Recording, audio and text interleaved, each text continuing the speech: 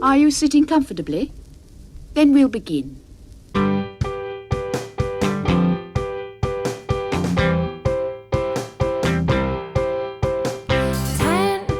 minutes left. Yeah, but there's still some time. It's not the final score. We need more than the numbers we're given. Show us you live and breathe the game. You're more than a name. That's what we came for. We can bring you more than the score. Every story. Let's take this thing off of the field into the real world away from the numbers.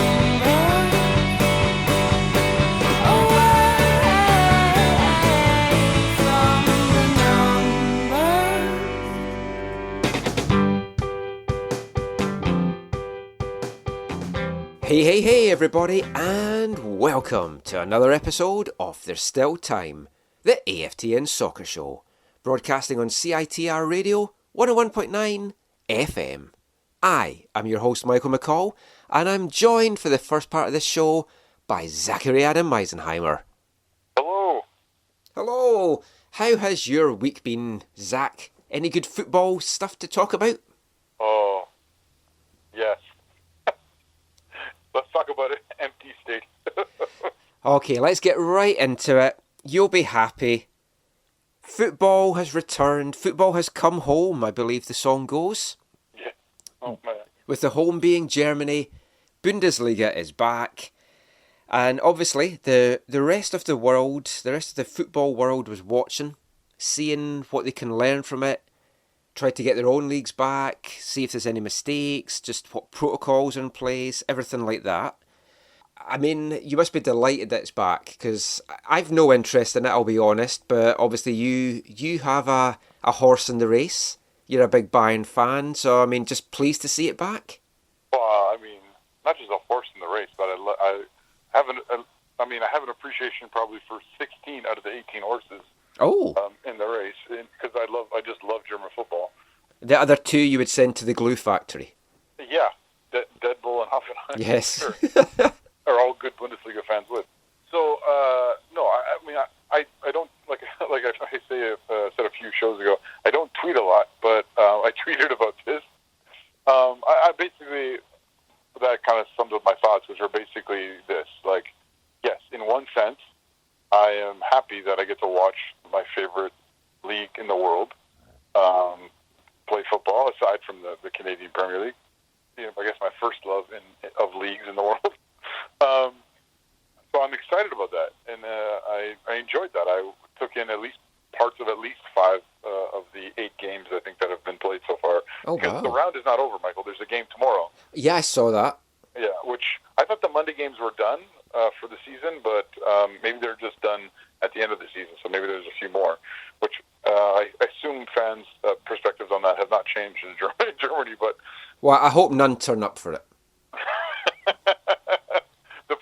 The protest will be noted. Yeah, the boycott is there. The boycott is in full effect. So in one sense, yes, I did take some joy. I did take some enjoyment out of being able to watch these teams, these clubs, these matches.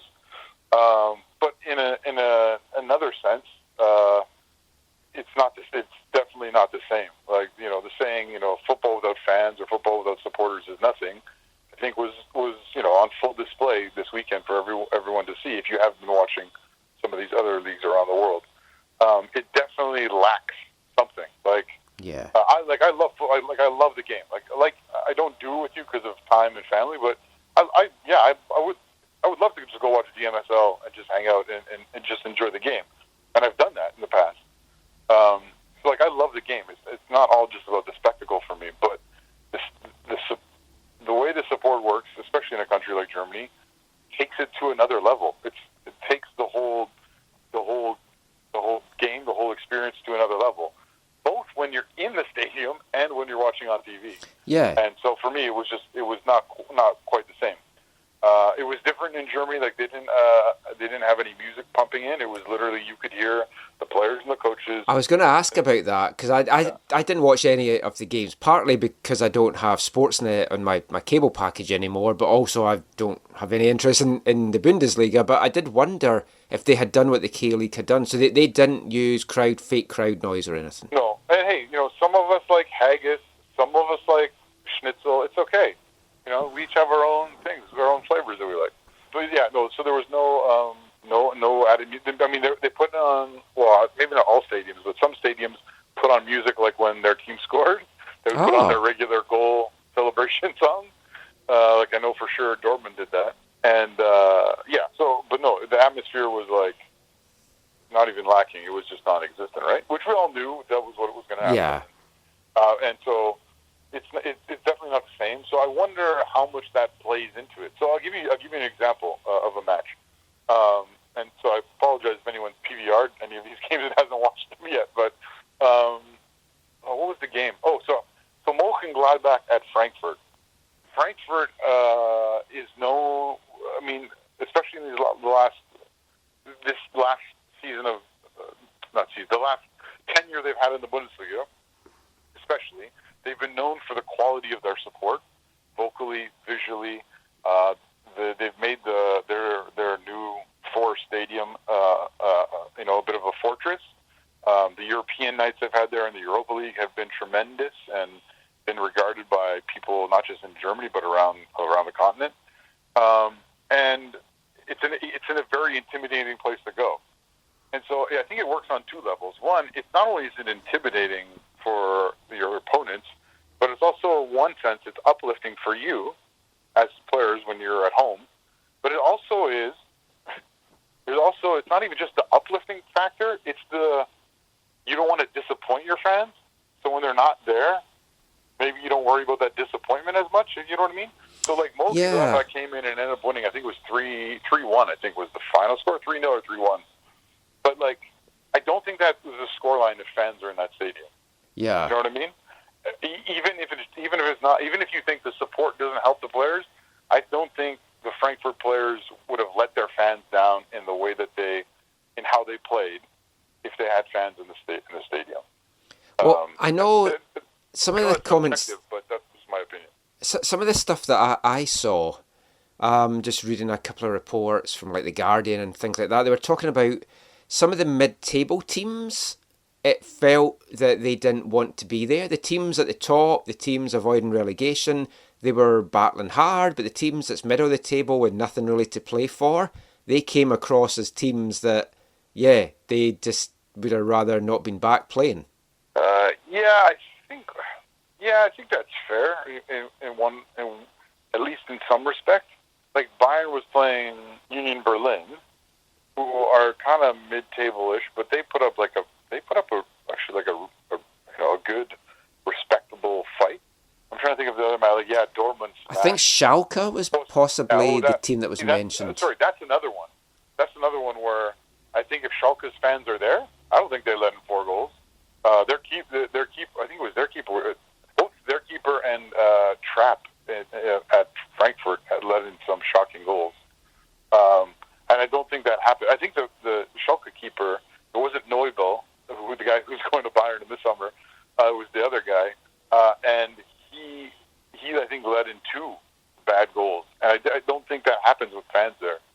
Like the pressure, I think, like the pressure of performing for your fans, I think usually works in a way to help you as opposed to hinder you. And when they're not there, I think you lose a bit of an edge.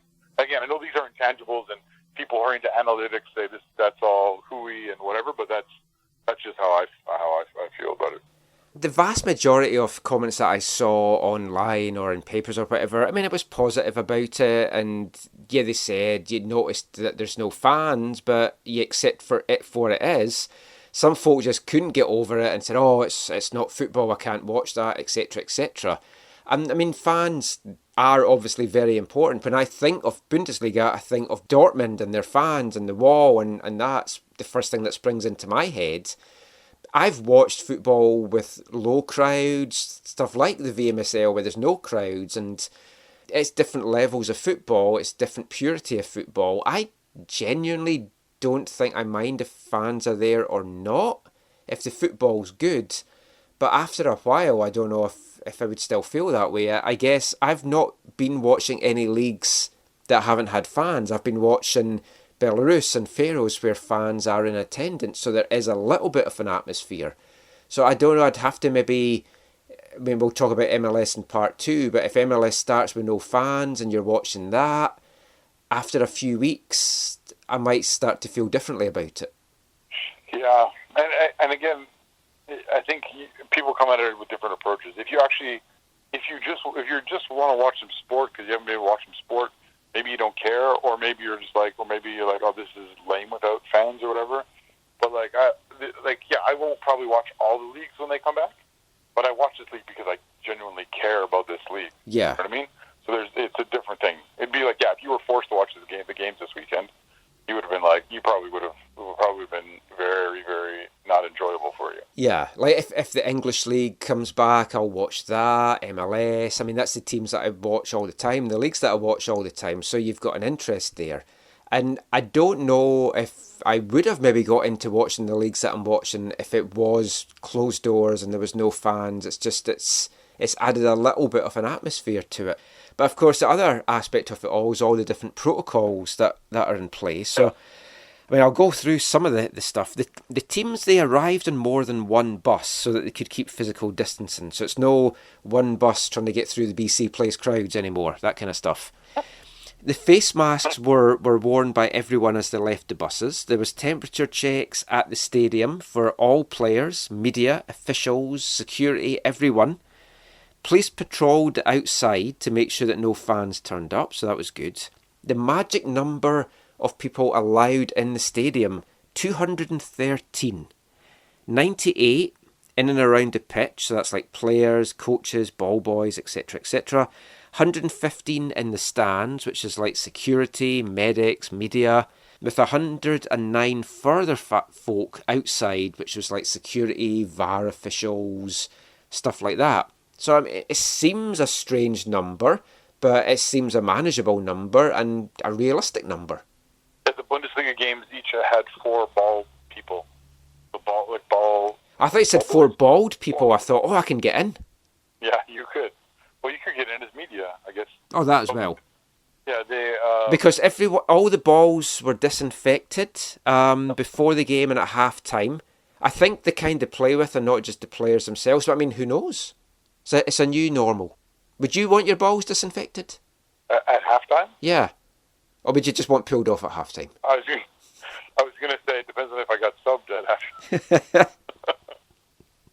Sorry, that's a terrible joke. Oh. That's Michael. That's good. You're coming round to my humour.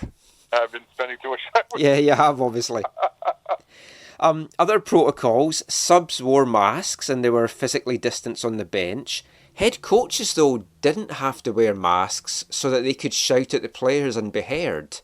I don't think that would be a problem for Marc Dos Santos. I think you'd hear him with or without a mask on. I mean, that would be fine. The players were actually sitting in the front row seats behind benches and stuff. Yeah, I saw a couple of photos, yeah. And the goal celebrations were physically distancing. There was some elbow bumps after games, no handshakes, kind of like feet bumps. I mean, all in all, it seemed to go well. I haven't heard of any negative stuff. The proof's going to be the next week or 2 weeks if there's any positive tests come out of everything. That's, I guess, what everyone's waiting for just now. Hopefully not, and things will carry on, because if things don't work in Germany, this is going to set everyone back, you have to think. Yeah, Germany hopefully will set a standard in terms of being able to do this and be conscious of the risk and respond to any situations that arise. So hopefully they can set a high standard and do things well. I was a little surprised at the nonchalantness of the celebrations. They were told you can't go hug each other and whatever, but some of them weren't even elbow bumps. They were kind of do you remember the Bash Brothers in baseball? No. Like wrist to wrist. Oh. I thought it was a little too close to the hand, but who knows? I saw one on the news that I thought was a little bit too close as well, and I was like, oh, that's a bit... Well, one of my favorite moments during the Bayern game this morning when we were watching as a family, and my daughter turns to me, she goes, "Hey, Dad, I don't think they're staying 6 feet apart from each other." I saw one clip on Twitter where some guy was definitely more than 6 feet away from Alphonso Davies, but he closed him down super fast. Yeah. Let's talk about Alphonso for a brief moment. Yeah. He, I mean, they got all these little, documentaries. They got all these little clips on him at halftime of like every game. They're not all the same, so that's kind of nice. And maybe if you've been watching Sportsnet for a while, maybe they've been on there because I've been watching Sportsnet. But like he had like a respectable game. Like he's doing really, really well. But this game showed that, like, I mean, part of it's probably the fact that he hasn't played a match in over 2 months. But there were probably at least like I wasn't keeping as close track as I was earlier and the end of last year for his appearances, where I would literally just take notes on the entire game on everything he did. But there were probably like 3 or 4 moments where he made errors that he wished he could have back. Now none of them led to goals, so that's good. But yeah, the highlight you're talking about that's made the rounds. I think Farhan shared it.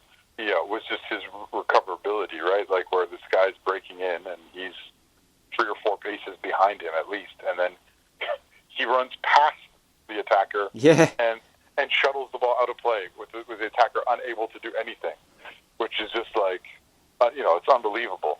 And in some of these things they're flashing up at halftime, they're talking about his stats, and like I'd seen some of his stats, but I hadn't seen all of them. Like it shows why he's getting the attention he's getting. It shows why he got the contract extension he got to 2025. It's so encouraging. It's part of like, I mean, this is part of the dream when you follow a football club, especially when it's not a club that is like one of the top in the world, where you get to see some of your young players who are very talented move on and continue to better themselves to get to the level of being the best in their position or the best in the league they play in or the best for the national team or whatever. And like we've gotten at least glimpses of all of that with Alphonso Davies, and it's really special. And I really hope that people in Canada were watching today, not just to get the numbers in Canada and whatever, but just because it was an opportunity just to watch him play again, and it was on the free to air sport or the package Sportsnet or whatever. It wasn't on Sportsnet World, and so I don't know. It's just a joy. It's like there's a lot of joy just watching him play football. Last thing to ask you about the Bundesliga stuff. The 5 sub rule was in effect. First time we've seen that. How do you feel that worked? Yeah, Bayern didn't use it. They only used 2 subs. Oh. But no, it was used in some of the other games I watched. It was fine. I forgot to check the clarity in this, but there was also something about they changed, like there's only certain times you could sub off or whatever. Yeah, well, you can still only do 3 times during a game, but you can also make subs at halftime that doesn't count as the 3 times. So you can only stop the game 3 times to make a sub. The way the commentators were talking about it was like at certain intervals or something. I was like, I don't like that. But I hadn't heard that. No, I don't. I'm probably misunderstanding. But it was no. I think it was fine. I think it was helpful. I think in the situation we find ourselves in, it helps mitigate any of these guys getting injured because they have had a limited, especially match practice, right? Like they've been doing a lot of individual stuff, and so I think that's a good thing and understandable when we're in the situation we're in. So, but the bigger question will be is how does it go in the long run? So for the rest of the Bundesliga season, assuming it all goes okay, and whatever other leagues choose to implement it, or I think FIFA has told most leagues they have to do it, right? they can all have it, so. They can all have it. They can choose to have it. Yeah. So it'll be interesting to see how it's utilized, how coaches like it, how players feel about it, to see if it lasts longer than simply in a pandemic world or whatever. Well, yeah, I mean, we talked about it last week. I like the idea of it in theory. I would maybe have it that you have to have like a young guy used or something like that just to make it really worthwhile. But I think it's good. I think it'll get more players more minutes. One other thing about the 5 substitutions, which I don't know if it's just Germany or it's all of Europe or whatever, but this is also the season where they changed. There's no longer match day 18. It was for the season's match day 20. So this 5 sub rule also allows some of those players more of an opportunity to get into the match.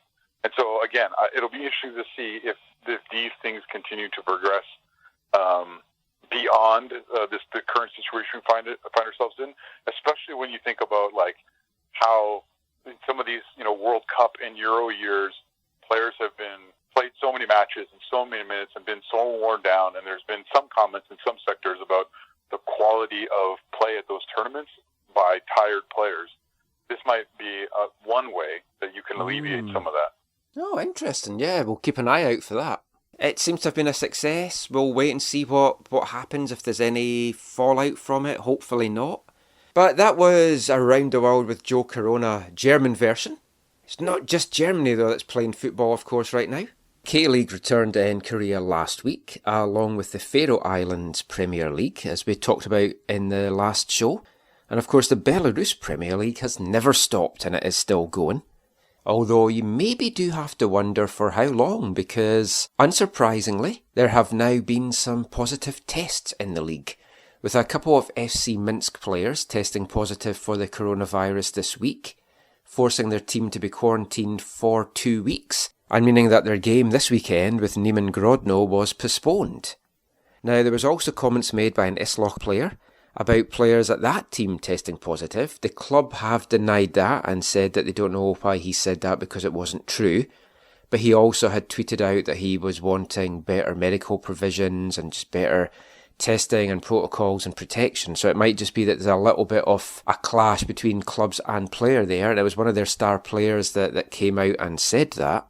But the show is going on in Belarus, which means it's time for our weekly FK Slutsk update. We love our Slutsk, the greatest team in Belarus. We love our Slutsk, FK Slutsk. Whoa. And it was a fantastic battle in store in the Belarusian Premier League this week. The battle of the top 2 teams heading into the weekend, Bati Borisov and FK Slutsk. And unfortunately for all you Slutsk lovers out there, they went down to a very heavy 3-0 loss at the hands of Bati, falling from 2nd to 4th in the standings in the process and out of the European places as things stand after 9 rounds of games. Still a long, long way to go. We're not even a third of the way through the season yet. But I have felt in recent weeks that it did look like FK Slutsk were maybe punching above their weight. The defence was looking right for some team picking them to pieces. That happened this week with Bati.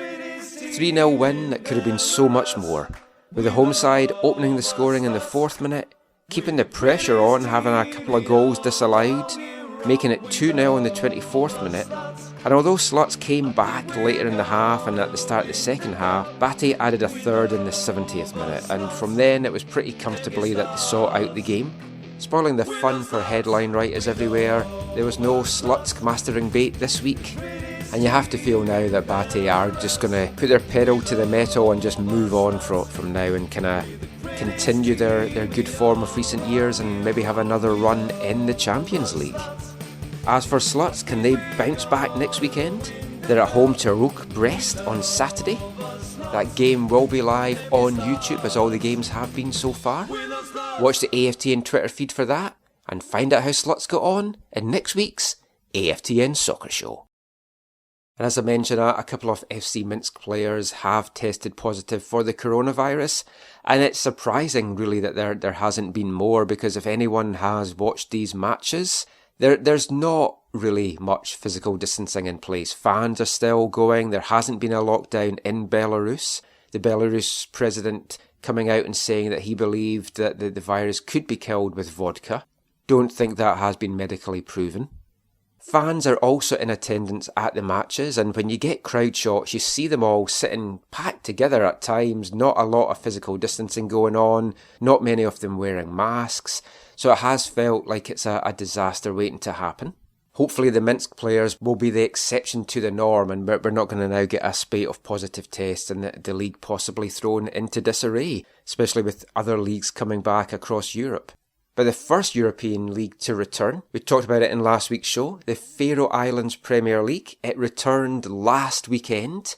I chose Vikingur Gotha as my team to support in that league. And my love for watching this Belarus football and the Faroe Islands football, I know it might come across as always just trying to be a little bit hipster and go out the norm, but genuinely, for me, this is the kind of football I really love. I love this level. It's the kind of football I've been used to watching at third tier Scottish football for a number of years. Never been a person that's really been turned on watching the superstars of the game. I've always more loved grassroots football, and I genuinely have fallen in love with the Faroe Islands Premier League and the Faroe Islands itself. Talked about it a little bit in last week's show, and the Faroes was a place I'd always had a hankering to visit. You could get a ferry from Aberdeen to there was flights from Edinburgh to Tórshavn. Some of my friends had been for matches in European club football. Scotland's played there a lot in Euros and World Cup qualifiers, and they all spoke very highly about the beauty of the island and the quaintness of the football stadiums and the friendliness of the people.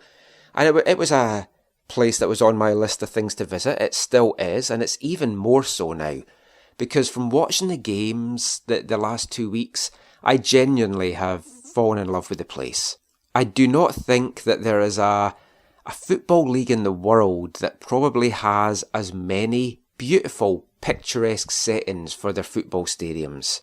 Every one I've seen so far has just been wonderful. They've been down by the water. Some of them's got rolling hills in the background. There's lots of lovely little houses and huts and things just surrounding them.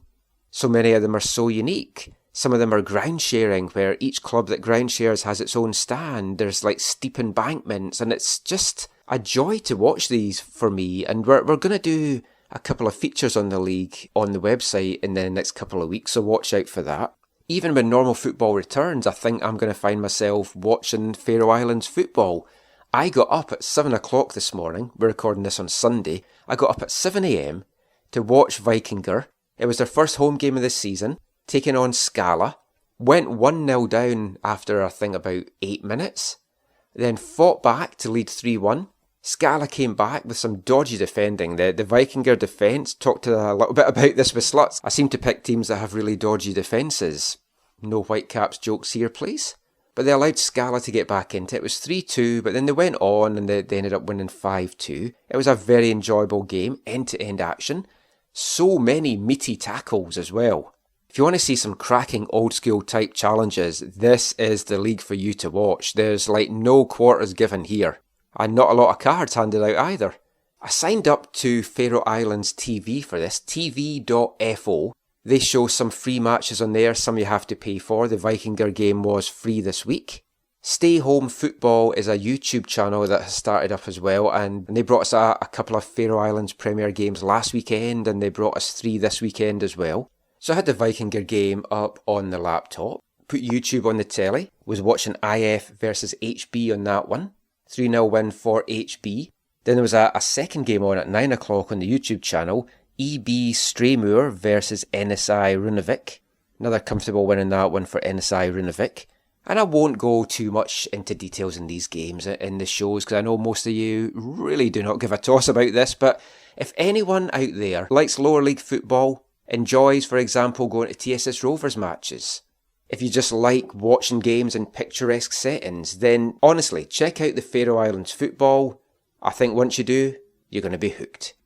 And another thing with the Faroe Islands Premier League, and this might make some people feel more comfortable watching it, there are fans in attendance, like in Belarus, but the reason that there's fans in attendance is that the coronavirus seems to be completely under control in the Faroe Islands.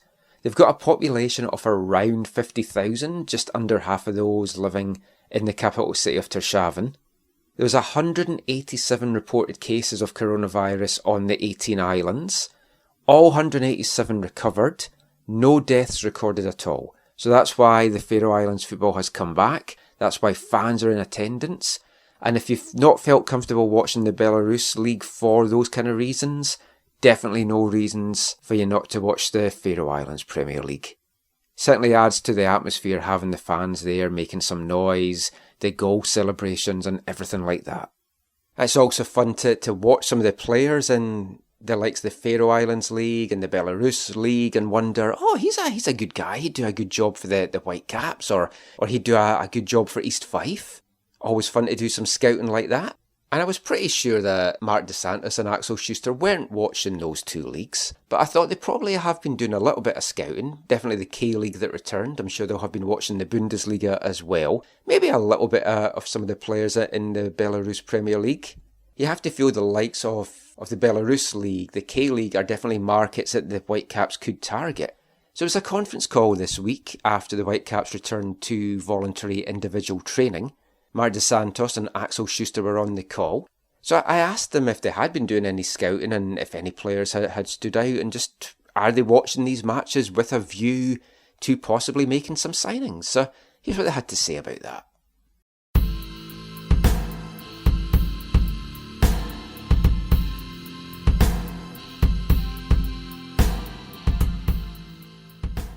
So there's already a couple of leagues that are back. The K-League obviously came back on Friday. I've been watching the Belarus Premier League and I've started watching the Faroe Islands Premier League as well. Have you been watching any of those matches and any players that's possibly stood out for you during that? I've watched the South Korean League, but I watched the games in replay. But that's the league that I've been watching. And of course, every time you watch a game and you know that it's an accessible market. So it's a market that you could potentially, in a realistic way, get a player. You always take notes of the players that stand out. And I share them with Axel, and you always take note of that. But then there's other leagues that you're going to start watching that it's an unrealistic market for you at the moment. But every time we watch games from certain markets, we take notes of the players that stand out and could maybe one day be an option for you. Yeah, the same here. So I think we got all tired about looking at old games. So I was happy to finally see some new competition. And the same way, it was interesting to see on which level this league comes back regarding quality and shape. So of course, I was looking at the K-League as well, and we all have our identified profiles, how a player should look like for our team. So if you look at any game in the world, you are looking at profiles, and you're looking if you see a player that maybe fits to this profile. That doesn't mean that you are still at this moment are looking for this profile, or that you in general right now are looking for signing somebody. It's only to open up your mind, to make some notes, to keep somebody in your mind, and maybe go back later if you need this position. So I think nobody in our business is watching a game without a few percentages of scouting players in the same time.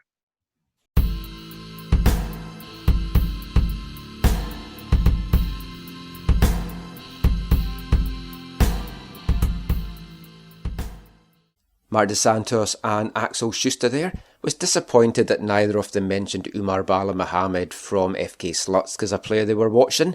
Maybe they just didn't want to tip their hand. I'll get on MDS though about that the next time I speak to him. But that is it for this part. We're going to continue our travels around the world with Joe Corona in the next part. And then after he gets a little bit tired with that, Joe's going to be staying at home and looking at some of the week's news from MLS, USL, and the CPL. And we'll be back with all of that after this. Hi, I'm Marc Dos Santos, and you're listening to the AFTN Soccer Show. Clarity just confuses me. The lines drawn on the map, a strange assembly. When there's northerners and southerners, and westenders and eastenders, and sunny days in January, left spaces in my diary, but the demons ever need to know what the demons ever got to see as we fall in the night of light. Stay in touch, not far away. Does the demons ever need to know what the demons ever got to see as we fall in the night of light? Stay in touch, not far away. 'Cause I know that apathy only ruined me, hanging around waiting for calamity. Welcome back to the AFTN Soccer Show on CITR Radio. That was our Artist of the Month for May, Wales's finest, the Super Furry Animals, a song called Demons from their second English studio album, Radiator, released in 1997. It's a fantastic album, it's got some of their really best stuff on it. Herman Loves Pauline, which we've played on the show before. Mountain People, which is a great album ender. A song that has a video with football connections, Play It Cool. Check that out on YouTube because it involves them kind of playing FIFA and then getting morphed into the game as characters. It's a really, really cool video. And The International Language of Screaming, which was nearly the song I picked for tonight because that song's got some special memories for me in particular. Back in Scotland, my good friend Danny Holland, who's been in a number of local bands over the years, had a band called The Muck, who did some original songs, some cover versions. It was kind of just a fun act that they did. They kind of dressed up, did some really obscure punk covers. But one of the songs that they included in their set was the Super Furry Animals' International Language of Screaming. Now, Danny knew how much I loved the band. I was round at his house one night and he was saying, oh, we're going to play this in the show on Friday that I was going to. He's like, so we'll get you up on stage to sing it. I was like, yeah, sure. Thinking he was just kidding. So at the gig, Path Tavern in Kirkcaldy, sitting there, and then he's like, so this next song, we've got a special guest that's going to come up and sing this one. And I'm thinking, no, this isn't me. This has got to be someone else, because there was lots of folk from other local bands there. But no, it was me. Got me up to sing it. Remembered most of the words. And it was just a fantastic feeling, really. It was like the first and only time I've sang on stage with a live band. Sadly, no video exists of that. You just have to take my word for it. It was in tune. Anyway, back to the football chat now. So let's continue our travels around the world with Joe Corona. Although mostly it has been travels around Europe. I do appreciate that. So we'll look now at some of the other news that has come out from European football this week. The governing body UEFA have been very busy making some statements this week, and they said they have a concrete plan to finish the European season in August, and for them that primarily means the Champions League and the Europa League, which they still plan to play the quarterfinals and the semi-finals over 2 legs, just with no fans there. They also said they still expect most European leagues to complete their seasons. Any leagues that curtail early or don't have their final positions settled in full for European competitions by playing the full season on the pitch, UEFA were kind of indicating that they might have to play qualifiers to have their teams included in the Champions League and the Europa League. And although a number of leagues are looking at coming back in the coming weeks, and most of them, by the looks of it, are going to be coming back by July, I still think it's a little bit pie in the sky to expect European competitions to go on between countries. You've got all these travel restrictions. Now, some of them are getting lifted across Europe. Some of them just for countries that border other countries or countries that they know haven't got maybe a high rate just now or have done well at curtailing the virus. But then you have the likes of the UK, and there's a lot of English clubs and Glasgow Rangers. They're still involved in the European competitions. Anyone coming from abroad into the UK just now, they're looking at introducing a 14-day quarantine period, which I know is kind of crazy that they haven't had that yet just now, but that looks to be something that they're enforcing. So if that was still in place, how will that affect teams coming in, for example? Because there has been a lot of talk, a lot of speculation that some of the problems in the UK, especially around the Liverpool area, arose from the influx of 3,000 Atletico Madrid fans for their game against Liverpool in the Champions League when Spain was going through the bulk of the coronavirus crisis, which seemed crazy at the time, and folk have looked into it now as, that maybe wasn't the brightest idea. Yeah, no shit, Sherlock. But the idea of European competition between teams from different countries still seems so far away. Even August seems a little bit optimistic for this to happen. And you've still got a mixture of the European leagues, some of them calling it a day, some of them still looking at how they're going to come back, some of them with firm plans on how they're going to come back. Belgium's Jupiler League, they finally redeclared Club Brugge champions on Friday. They were the first league to call their season, then UEFA stepped in and said, well, if you do, we might not let the teams play in Europe, so they kind of suspended that. Now UEFA's kind of softened their stance on that.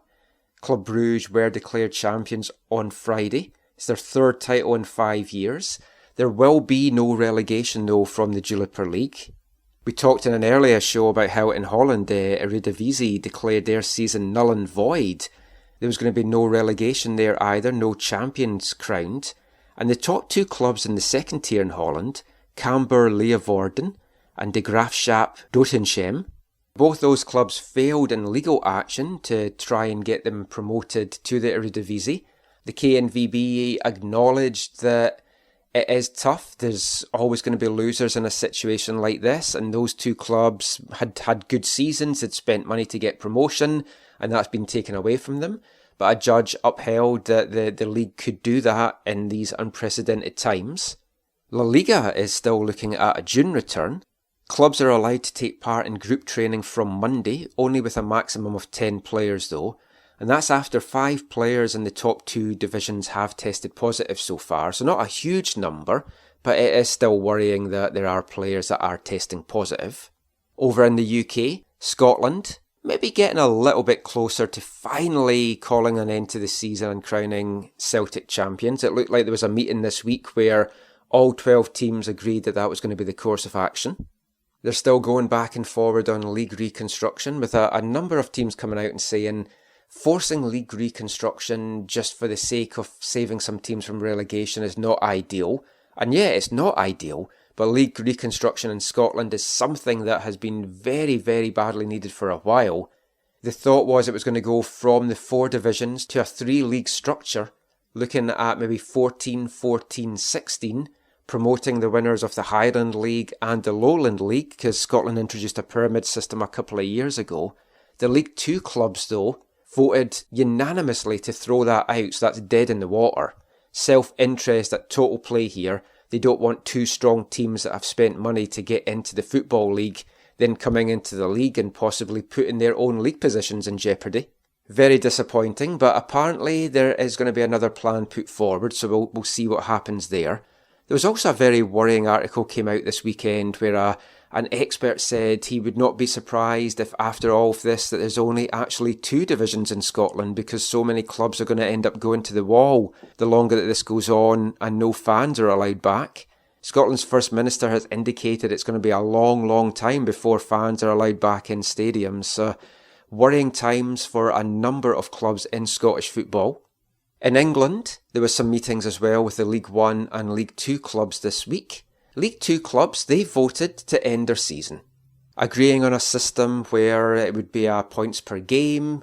We talked last week that there was maybe a chance that they were going to look at a weighted system for how many games teams had played at home, how many they played away. That was thrown out. It's just a straight points per game system. So that was all decided upon. They also, though, interestingly decided there would be no relegation from League 2 into the National League. So where that leaves the likes of Barrow, who are top of the National League, anyone knows just now. We talked about them in a recent show. Hopefully they do get the promotion that they deserve. Interestingly, though, there was no consensus in League 1, where 6 clubs decided that they did not want to end the season. They wanted to try and find a way to finish the season. And these were clubs that were outside the automatic promotion spots naturally, that felt they could maybe get into it or get into the playoffs or whatever. It was agreed that there still would be playoffs in League 1 and League 2 to kind of decide who was going to go up. But you've got clubs in League 1 who are in the playoff spots who think they could get into the automatic spots. and there's clubs outside the playoff spots who believe that they can get into the playoff spot. So still a mess in League One. The Championship have said they want to try and find a way to finish their season, so we'll see what happens there.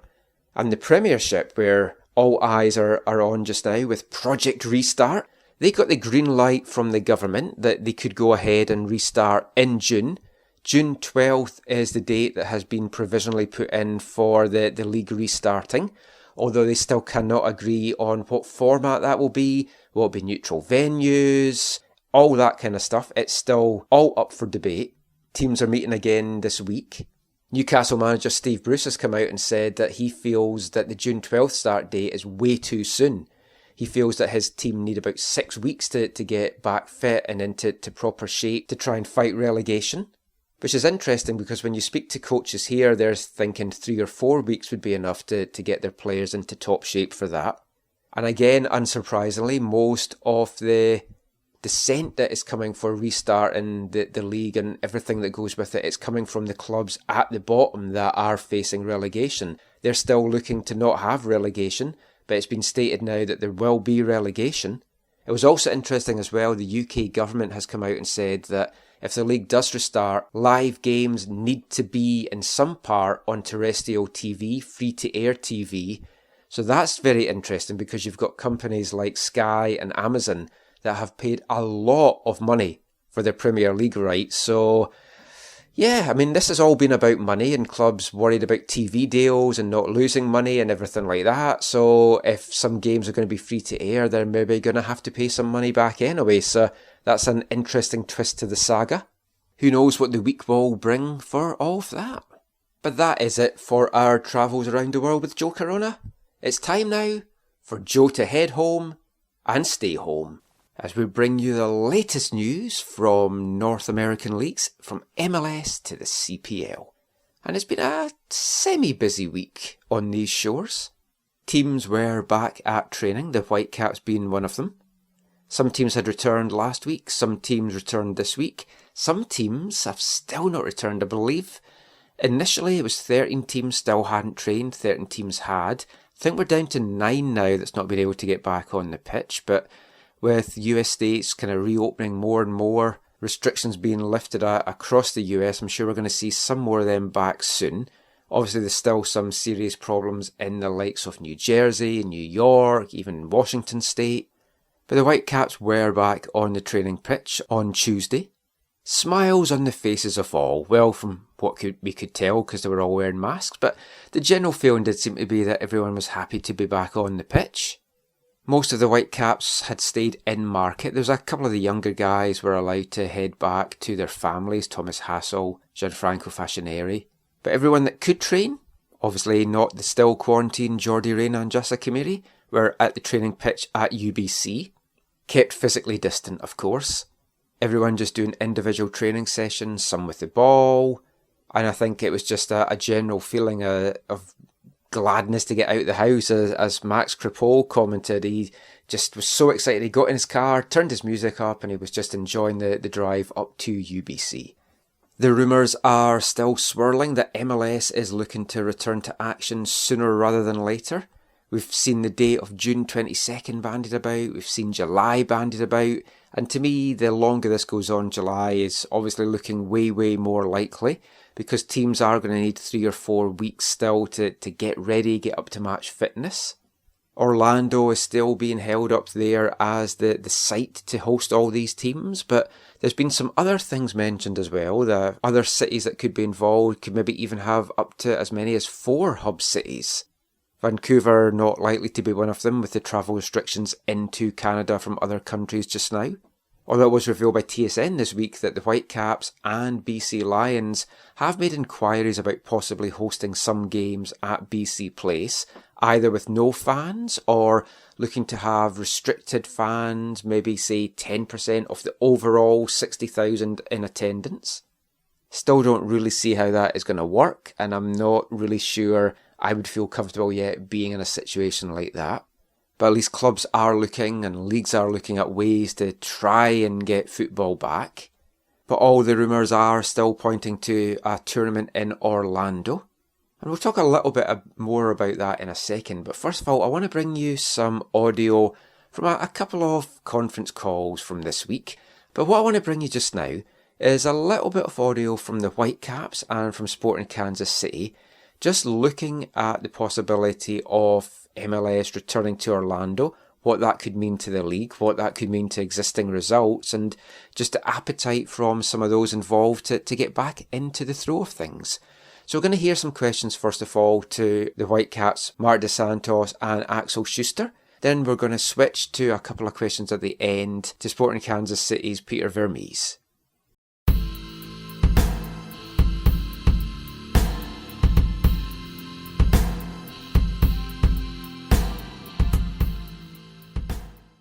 MLS is looking at a lot of different options, and we haven't still any of those finally approved. So they provide us with regular updates about ideas, and everybody was asked to bring in his ideas also. So everybody should be involved. But I can only share with you that we are an active part in every subcommittee and helping MLS wherever we can, as every other club in the league as well, and trying to offer options. But I would not say that anything of that was finally at a step or at a stage that this was a real option. Or is a real option, because as I said, everything is floating, everything is going on, and then the league has to be aware of all the markets. If I got it right today, only 13 clubs are able to make this phase one. So many things they have to keep in their mind and to be aware of. So that it is not the right thing now to mention or to point to one direction that maybe would be the final solution. So I think every club provided MLS with solutions, and we did the same, but not in such a specific way as you mentioned. Now, the talk at the moment, it does seem to be that they're pointing towards Orlando being a place where all the teams are maybe going to go. How would you personally feel about that, having to be away from your family for so long? And do you think the players would buy into that as well, being away, removed from loved ones for maybe a couple of months at a time? Like you said, everything is still in the air. Discussions are happening where the league is talking about a lot of different options. So to be honest with you, when I think about this situation, and I already spoke with my wife and family about the possibility and how we would manage it, I see it like going to a World Cup. When you go to a World Cup, there's that month of preparation, that month or month and a half of competition. It's just the way it is. That's the way we have to look at it. And we have to look at it as if it happens, it is a possibility for us to do our job in the most secure way possible.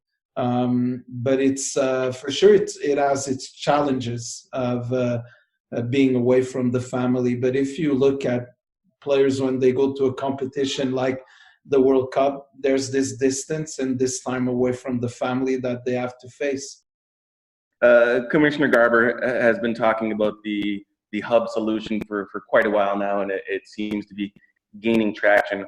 I'm just curious as to, in this scenario, what kind of logistics it would require from the Whitecaps, and your thoughts on why it makes this is a feasible solution for the league. So, first of all, we have to be open for every solution that brings us back onto the pitch. And right now, it looks not like that we will be all able to go back in our home market stadium in a short time. So, yeah, it's good that the league looks also at other solutions, but none of them is approved.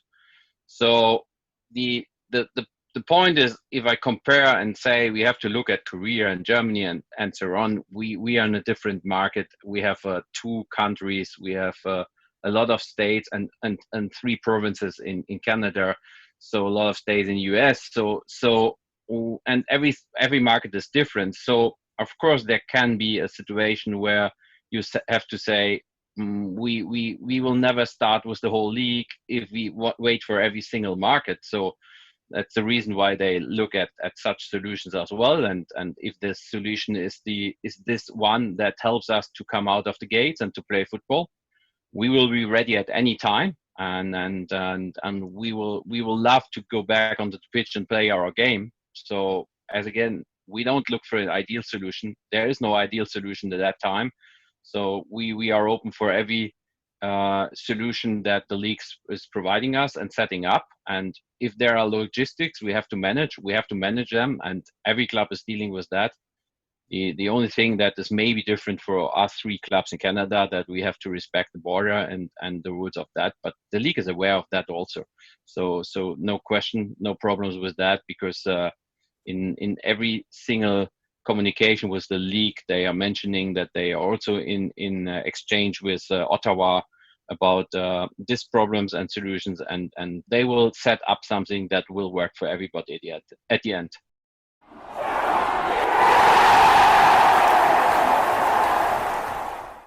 What's the sense of, from you on the Orlando plan, and also whether you're hearing anything from your players about whether they're any worried? I'll be honest with you, we're not really brought up to speed too much about the idea of that plan. I mean, I've heard about it as well. The specifics, I don't know a ton. I know that there's been discussion with the players. To be honest with you, from my point of view, all I'm interested in is a game date, because then it's easy for me to work backwards from there. It's really hard as we're going forward right now. I have individual training to be preparing for something that we don't know yet. What is the date of that, first game? And so it's really reverse engineering. I need to know the game date, and then I can work backwards from there. Regarding the players, obviously they're working with the Players Union and the CBA and the league. That has nothing to do with me. So to be honest with you, I have stayed completely away from that piece of it. But I will say that the tournament aspect, whether it's a tournament aspect, we've talked about one where there's 4 cities. I've heard 1 city. At the end of the day, I think all of us as teams want to get back to playing games as soon as possible for so many different reasons. But and I would say the players, I think, want to do that as well. But we all want to make sure we're doing it in a safe environment, and also we're doing it in a meaningful way.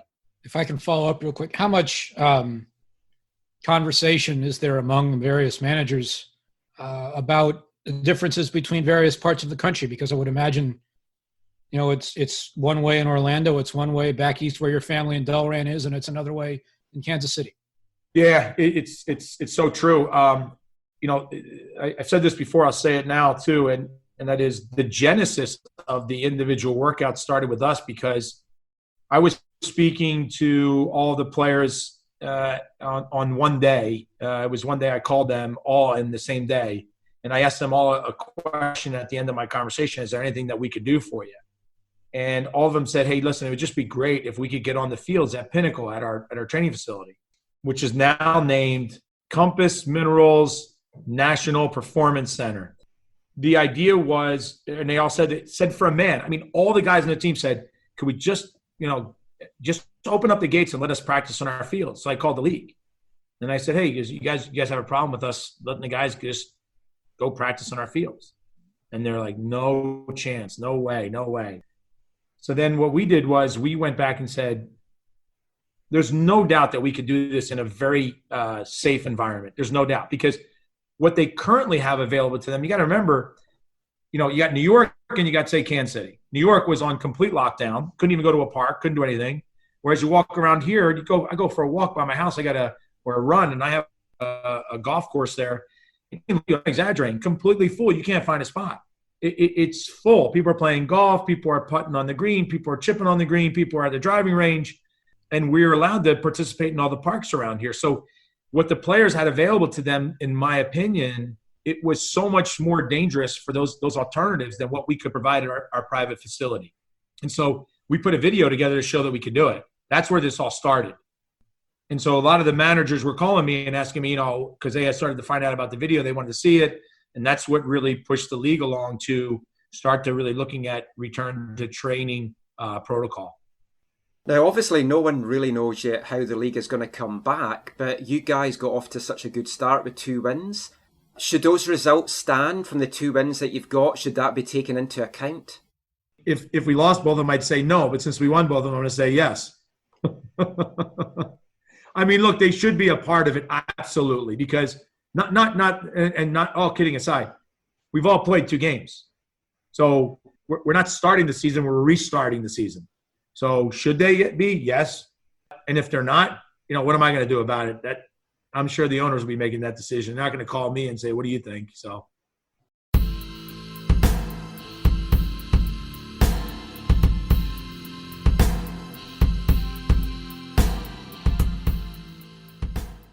So that was Marc Dos Santos and Axel Schuster and Peter Vermes talking a little bit about the proposed MLS tournament and what that could mean to their clubs, some stuff around that.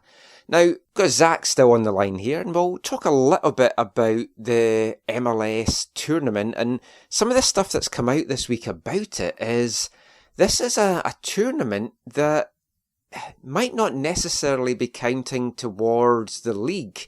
And one of the things that was suggested is it's going to be a tournament where all the teams that take part will play the same number of games. So you'll have a winner's bracket, you'll have a loser's bracket.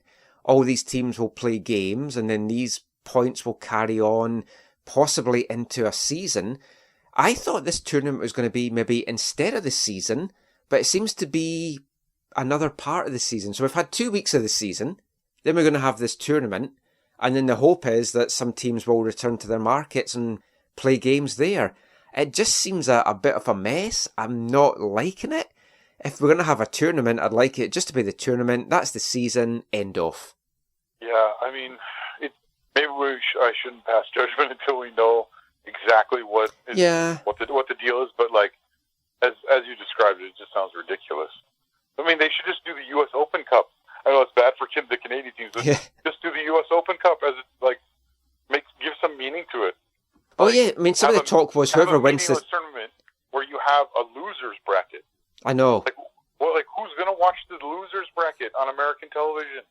But it's the thing that isn't even a season or a tournament. Yeah, but if the points count towards the end of season and the playoffs and stuff, then it all has meaning.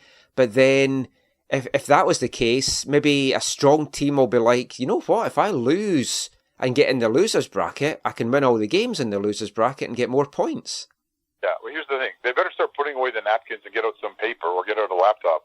They're over at MLS headquarters, because this better not be one of those situations where the public doesn't know what's going on until things have started. You know, sometimes you're like the league season's going on and they're all like halfway through. You're like, by the way, tiebreakers are by goal difference this year. Or tiebreaker is by win. That can't happen with this. People need to know going into this what this is and what this isn't. Well, I mean, the CPL as well are looking at possibly the tournament. We talked about it before. Victoria was mentioned as one of the possible sites. Winnipeg and New Brunswick were also mentioned as possible venues to host a tournament as well. Both of those would be interesting. Winnipeg because it's in the middle of the country. New Brunswick because it's more remote, and it would be an interesting start to maybe get into that province. But again, if there was a tournament, I would hope that tournament is basically just the season and not just part of the season. Again, depending on what's possible, right? Yeah, I think there'd be more excitement knowing that you're going to play especially if it's more like a World Cup style tournament with group stages and whatever. So it's not just like one and done or whatever. Yeah. I mean, it couldn't be one and done. You can't get all the teams in one location and be one and done. That for MLS, it would be terrible. Stranger things have happened with North American football leagues, Michael. But no, my understanding is when you talk about New Brunswick, that you'd be talking, I think, specifically about Moncton, because that's where the Women's World Cup was in Moncton. Oh yeah, and the stadium is, I believe, on a university campus, and so what I just heard of the people chewing the fat is that they could potentially use the university, dormitories as a place where everyone stays to keep everyone separate from the public, because those facilities are not being used right now.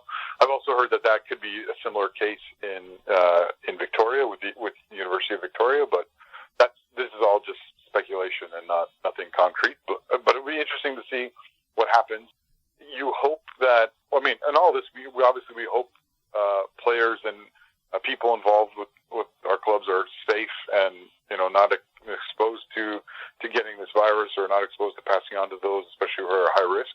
But it would be nice for the Canadian Premier League not to have to totally forfeit their sophomore season and to be able to, if it's a tournament or some kind of competition that can bridge the gap to year 3 where there are supposed to be more teams coming in.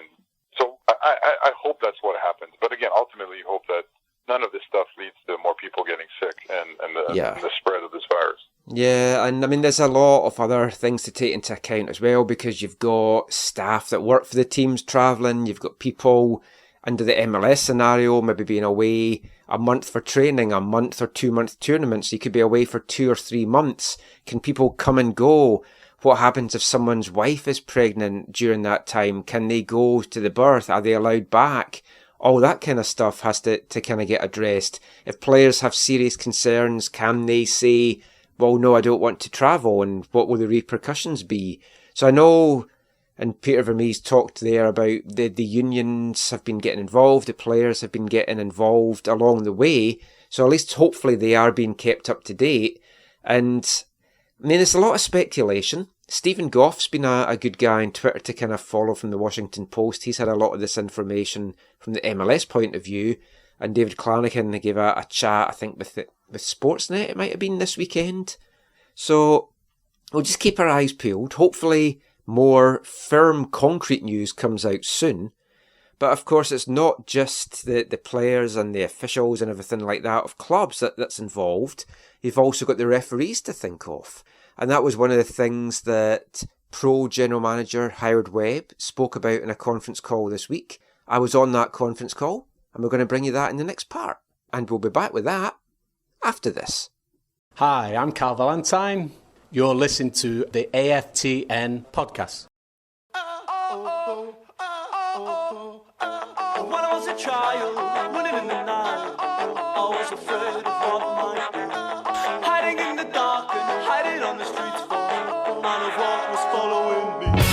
Oh, oh, oh, oh. The hounds of the love are calling.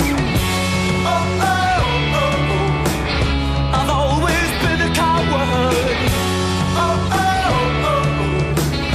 And I don't know what's good for me. Well, here I go. It's coming at me through the tree. Help me, someone, help me, please. Take your shoes off, and I will throw them in the lake. And I will be 2 steps on the water. Welcome back to the AFTN Soccer Show on CITR Radio 101.9 FM. That was the Futureheads from 2004 and Hounds of Love from their self-titled debut album and the first song of tonight's Three of a Kind. If you haven't listened to the show before, the songs we're going to play at the starts of parts 3, 4 and 5 are all going to be linked in some way. Three of a kind. Your job over the next little while is to try and work out A, what that link might be, and B, if you work it out early enough, what the third song could possibly be. Maybe you'll come up with a different link or a different song for the third one. If you do, send us a tweet at AFTN Canada. Let us know what you came up with instead. So what is this week's link going to be? You'll get a further clue at the start of part 4. Now we've looked at the impact of the football shutdown around the world and here in North America in the first couple of parts of tonight's show. And with all the talk of MLS possibly returning in a 2 or 3 month tournament style format in Orlando, there's obviously been a lot of concerns raised about that. But perhaps the forgotten men in all of this is the referees. Now I know our experiences of referees over the years kind of makes us really want to forget them, especially some pro referees in particular, but you can't have a game of football without the officials. Now, when it comes to the referees and the officiating team and the coronavirus protocols that are in place, there's a lot of questions around that. First of all, who oversees it? Is it going to be pro? Is it going to be the league? Is there going to be proper testing from them? Now, referees, just like the players, the club officials, and everyone that would be associated with this tournament, is going to have to be basically locked away, locked down, quarantined, away from loved ones and the outside world for a couple of months. And it is a lot to ask of anyone. We've talked about that in previous shows. Now, some referees, those that fall under the pro remit, they're full-time. So this is their job. But a lot of the assistant referees, the video referees, this is kind of part-time work for them. So they have other work that they would have to kind of uproot themselves and get away from. And not everyone is going to be able to do that. You're also going to have people that aren't feeling comfortable doing that, don't want to be away from their families for various reasons. Can you have various refereeing groups coming and going to this tournament? What would it mean for them in terms of quarantine for when they first get there and a lot more stuff like that as well? And one thing that is certain when football returns is that it's going to look very different.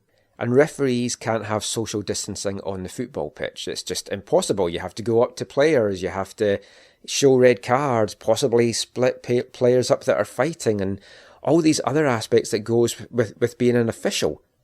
So this week, the general manager of PRO, the professional referees organisation here in North America, did a conference call with media just to talk about a number of those issues, what football might look like for referees when they return, the training, the testing, everything like that. Also touched on things like VAR and what that's maybe going to look like when it returns. I got a chance to take part on that call on Wednesday, and we want to bring you pretty much in full just now. There's the odd question here and there that I cut out, along with some of the introductions and pleasantries and stuff like that. But there's a lot of interesting stuff that came out of it. I think you will find it interesting as well. So let's hear now from one of the men in the middle, Pro General Manager Howard Webb. Who to be a referee? Get him off, get him off. With a whistle and a little dried up pea. It's no protection for all the things they throw. Toilet rolls and bottles every time I blow. How are you working through this unprecedented time? You haven't had in-person contact with your referees. What are you all doing to stay in shape and stay together? Yeah, hi everybody. Great to have this opportunity to speak to everyone. Yeah, of course, we've been impacted in the same way that everybody else is in having to stay apart.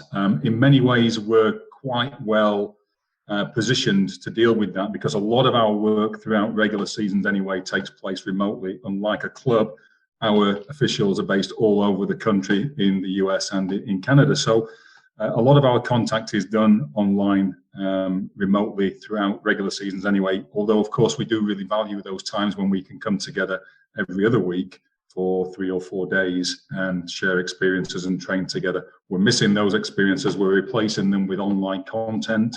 We've been really creative in trying to find ways to stay engaged, to ensure the officials maintain those baselines, both in terms of physical fitness and in technical sharpness, so that when we get the green light to go back onto the field again, we're as ready as we can be to deliver our refereeing services, and we're looking forward to what's going to happen hopefully in the next few weeks to get us back out onto the field and doing what we love. I'm doing at ESPN kind of a story about how referees across all the different leagues are dealing with this, I hate the word, but unprecedented time. So I just wanted to ask you kind of how your pay structure has been changed and modified, and what does that look like? And then the other question is just how much are you guys at Pro in communication with the league, and are you guys, part of the bigger discussions about reopening the league and kind of maybe some safety changes you would want to see when that happens? We employ full-time referees, as you probably know. We've done that for some years, actually. We feel that's really beneficial for the quality of the officiating services that we supply. The fact that we can, see our referees on a much more regular basis than if they were part-time, and we're able to pay them a salary. Those salaries have continued for our referees, so they get a basic salary. On top of that, they do get game fees throughout normal times, and of course at the moment game fees are not being earned, and we're hopeful that as many games as possible can be played when we get started again. But the salaries have continued in the normal way every 2 weeks. The referees who are not full time, such as our assistant referees, our video assistant referees, they receive like a retainer payment at the start of each year. Then they work on game fees, and of course at the moment they're not receiving those game fees. And by the way, and pro staff as well, like myself, we've taken an adjustment as well, very much in line with what we've seen with MLS. For the question about contact with the league, we've got a really great relationship with the leagues that we serve, primarily MLS, but also USL and NWSL. And we're staying in contact with the leagues. We have meetings twice a week with MLS. We're obviously wanting to make sure that officiating considerations are made, that people are thinking about the role that officials play, and that when we do go live, that the environment that we go back into is safe for everybody, including the officials as well. So we're having really constructive dialogue as we work towards getting back onto the field in the next few weeks. The various leagues and teams are going to set up testing programs for their players by whatever means that ends up happening, especially if, as has been reported, everybody's going to go to Orlando in a couple weeks in MLS. Who handles getting the referees tested? Is that you guys or the union, or how does that work in terms of those procedures? Well, of course, testing is going to be an important part of our return to play. Make sure that the officials, go onto the field, having been tested in the way that the players are as well. So we're working with the competition, with MLS in relation to that. Again, part of that collaboration, we'll probably see, although we don't know for sure, probably see our officials go to their nearest MLS club and make use of the facilities that are available there. For those officials who aren't living in a market where a club is located, other provisions will be made. But most of our officials are relatively close to a club that they can drive to. So we're going to be looking to utilise those facilities. And then whatever the return to play looks like, if it is in a festival type setting, then the officials will be tested in the same way as the players. Because of course, when we're out on the field, it's not possible really to socially distance for our officials when they're doing their job. And of course, the games will be meaningful when we get started again, and they'll be officiated in the normal way, in the normal way that they're played. So that's going to be the way that they fall into the testing protocols as we get started again. Couple questions, really. Firstly, are there any challenges that referees are going to face once they do get back on the pitch that maybe they wouldn't, they'll have to consider where they wouldn't have had to consider previously? And then secondly, will officials kind of have to do anything differently? There's been some speculation here in Europe about players having to tackle and then turn away when making challenges, and also with regards to spitting, whether that could draw more penalties. So first of all, we're going to work in the next few weeks to make sure that our officials are as ready as possible to perform on the field in as normal a way as possible. Going back up to those full levels of fitness. We're expecting the games when they get restarted again to be meaningful. There's going to be a lot of eyes on these games when they go live on TV, and therefore we demand good refereeing performances. I'm confident that when the green light is given for us to restart with our games, that it'll be in an environment that is safe, and every consideration will be made to make sure that the timing is right for the game to be played in as normal a way as possible, that is still safe, and that will be for the players and for the officials. I don't think it's realistic to ask players to play in a different way in terms of the actual playing of the game. Tackling is tackling, and heading is heading, and officiating is officiating, and that will need to take place in a normal way. Some other measures could be taken to ensure that unnecessary risks aren't taken. Pre-game handshakes, for example, was something that was already considered before we had the shutdown, and I'm sure those sort of things will be considered again. And we're also seeing some other adjustments that may be introduced, such as the utilisation of additional numbers of subs. And these are sensible things, aren't they, when we're coming into a phase of the game where the cadence of games could be higher than normal. We're seeing players coming back after periods of being away from the game. So these things make sense, and no decisions have been taken yet whether those that type of thing will happen in MLS, whether we'll use additional subs up to the maximum of 5, which the IFAB are saying we can do. But I'm expecting that's quite likely, and seems to be a sensible introduction. So some adjustments, but as normal a game as possible. And I think we have to expect players to play in the normal way and do things in the normal way, considering the need to be sensible throughout. In any tournament-like setting, do you anticipate using your entire complement of officials, the full-timers and the part-timers? And to your knowledge, has there been any resistance from any of your staffers who've communicated to you, this is too dangerous, I'm not interested? So we're working really closely with our match official union. We've got a good relationship. We've been working on that for months now. It's really collaborative. And we've created a working party to look at what needs to happen between now and starting live again. Obviously, much of that conversation is dictated by the sort of like the tentative plans that have been put into place by the league as well. We need to establish availability of our officials. I've already mentioned that some are full-time. We employ some full-time, pay them a full-time salary. Others we don't. Others have other means of employment, of course. They need to do that, such as many of our assistant referees and our VARs. So some of them won't be in a position to maybe to rejoin the return to play from the very start. If we're asking them to, for example, travel to a certain venue and to stay there for a period of time without being able to, go home or go to work in between games, then that might not be achievable for some people. We're hoping as many as possible will do that. The initial feedback we've had has been positive about the numbers, and we'll try to create opportunities for everybody who is available, because they're really keen to get back onto the field. They're keen to get started again. And, we went through that pre-season in January and February like the players did, building up our levels of, fitness and going through lots of technical training, as you can imagine, in that pre-season period. We started well, a couple of rounds under our belts, and then obviously everything stopped, and it stopped for good reason. But they're keen to get started again. So we'll try to look to give as many opportunities as we can to those people who can commit the time to whatever the restart looks like. We'll keep working with the others that can't make it, who have to stay in their homes, their home markets for whatever reason, family or work, and make sure that they're able to be staying fully in contact with us and with facilities to keep them as sharp as possible.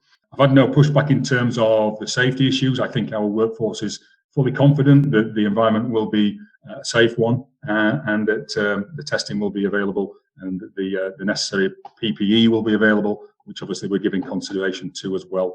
I think their overarching sort of consideration is, how quickly we can get back, because they're really keen to do so, and they trust us to do it in a safe way. Thank you so much. Our next question will come from Felipe Cardenas. Felipe, your line should be open now. If here in MLS there is a tournament that is focused in one single location, be it Orlando, and it's a 2-month type of tournament, with your experience being in World Cups, how do referees then prepare for being in one single location? Perhaps is there would you anticipate them kind of tapping into that type of mentality where we are in a tournament type of environment, we are in one central location? How does fitness kind of fit into that type of regime if you are centralized? And then my final question is on your part, from the players, there's a lot of concern about just being match fit. They've been away from full training for so long. They're back in individual training. But one player told us that they would need a minimum of 3 to 4 weeks of full team training. Is there any concern on your part for referees getting back and being mentally sharp, physically ready for a match? Yeah, hi Felipe. Some really good questions there, and some of the things that you've asked, obviously we've been thinking about over the last few days, and we'll continue to think about and put plans in place to address in the coming days. So having been at many tournaments myself and been away for anything up to 6 weeks, it is a different experience. It's different than refereeing a game and then going home after each game back to your family. So if that's what the return to play looks like, then it's something that our officials will need to cope with, and we'll be able to prep them in as better way, as good a way as we can. We're looking at ways that we can prepare them for something that would be quite different. If they go to this possible festival, or go to anywhere where there's no fans, for example. That's going to be quite a different experience. These games are going to be competitive when they start again. They're going to be great content for TV, and therefore we're not going to have many officials in our group that's going to have a referee competitive games without fans there. And I read somewhere a few days ago that people felt that the referees might somehow benefit from having no fans in the stadium. I take a different view. I think having the fans in the stadium makes us even better as officials, because we feed from the atmosphere. So one of the things we've been looking to do in the coming weeks is maybe bring in some officials who have had experience of refereeing games without fans, fairly recent experience, to share with our group what that felt like. I'm looking to bring in Anthony Taylor from England, who refereed a Champions League game in March, in PSG, without fans in the stadium, just so that he can share that experience with our officials. What was it like? What did you expect, and how was it different? And we're looking at doing that with a few other guest speakers who are going to come in and share their experience. I'll share my experience, of course, with them in terms of being in tournament settings and how to pace yourself at a tournament, how to deal with being away from home for so long. So it will be a different experience, but we've got a resilient group, we've got a mature group, and they've got a strong passion for the game. In terms of the amount of time that it's going to take to get people back match fit, I know the MLS have done a lot of work with looking at the length that the pre-season should be, bringing in some experts around that, and we've also contributed to that conversation as well. I'm really keen to make sure that our officials have an opportunity when they arrive at a possible festival, that they're given some opportunities to do some scrimmage officiating, some officiating of some training games, because it will be some time since they last took charge of a competitive game, going right back to the 6th and 7th of March. So I'm really keen to make sure they're exposed to some kind of training game before we go live with the first competitive game, just so that they can get back into the flow and the rhythm of officiating games, and we'll try to secure some opportunities for that to happen as well. Thank you so much. Our next question will go to Olivia Tremblay. Olivia, your line should be open now. Thank you, Lauren. Hi, Howard. I was wondering, with the announcement today by MLS of this new youth structure, if this new initiative has any effect, or if you have any thoughts on how that could impact the development of referees in North America. And secondly, has the current situation, the current pandemic, maybe thrown a curveball your way, maybe thrown a wrench into some of the initiatives for referee development that you have already had in place? Hi there, Howard. I just wanted to ask you a little bit about VAR. It's obviously still quite a Marmite thing in the sport, and it is implemented so differently all over the world. From how you've seen it put in place, what leagues do you feel are doing it best, and is there anything you would like to change the way that MLS does it? You mentioned it's a Marmite thing. I don't know if that translates around the world, but obviously, it splits people's opinion. You either love it or hate it. We don't feel it's a Marmite issue. We love it over here. Our officials really enjoy using it. I enjoy seeing it being utilised for those occasions when it really does come into its own. We're keen to make sure, and we always have been, that it doesn't interfere with the game. It sits there to provide real benefit on those situations that are really difficult for officials to see in full speed, those match significant situations. And by and large, it does that really well. It sits in the background and steps in when it needs to. We're continuing to work all the time to try to enhance the use of it here. This would be our 4th season now. It will be our 4th season when we start again. And even 2 weeks ago, we had an online seminar where we went through lots and lots of different situations, looking at whether or not an intervention should happen, and we were creative in our platform in getting people to give their opinion about whether a recommendation for review should or shouldn't happen for certain situations, and working through those. Again, always striving for that level of consistency, and also improving our procedures to make them as efficient as possible so that things don't take too long. There's no doubt that it gets better the longer that it's implemented. We've seen that in our rollout. We've seen that we're much better now than we were 3 years ago, and that continues. I think you see that in every competition around the world. We've seen it with other leagues that started with us. In our seminar a couple of weeks ago, we had representatives from the Bundesliga who we have a good relationship with, and we collaborate with. So they came and looked at the online training we were delivering, and we shared quite a few of their clips with our people as well. And they've done a really good job with their rollout. So we were, privileged really to be able to share learning with a competition like that. And we'll be looking in the next few days at how their competition restarts and the use of their VAR. So overall, really good introduction to the game. I feel it continues to be well accepted here, and we're looking forward to utilising it when we return to play in whatever setting that is in. One thing's for sure, VAR will be involved because we value it in our competition and we feel it plays a really important. You mentioned VAR a second ago. I wanted to follow up on that real quick. Some of these settings might not have room for as many TV cameras and so on as a regular stadium. So take us a little into, whether there have been conversations with the league about ensuring that there can be VAR at these venues. And also, have there been any conversations with IFAB about how referees' duties might change now in terms of, enforcing social distancing wasn't something you gave a yellow card for previously. So has there been anything in that regard? So on the first question, Jonathan, VAR is very much part of the planning for the restart. And yes, you're right. Of course, we could see a different camera configuration than what we've seen in regular MLS stadiums. But VAR is always, or the VAR protocol has always included the option to use a range of camera numbers, and that's always happened. Our MLS Cup final has more cameras than a regular season game. Some leagues have greater numbers than others, and we can run it on less numbers.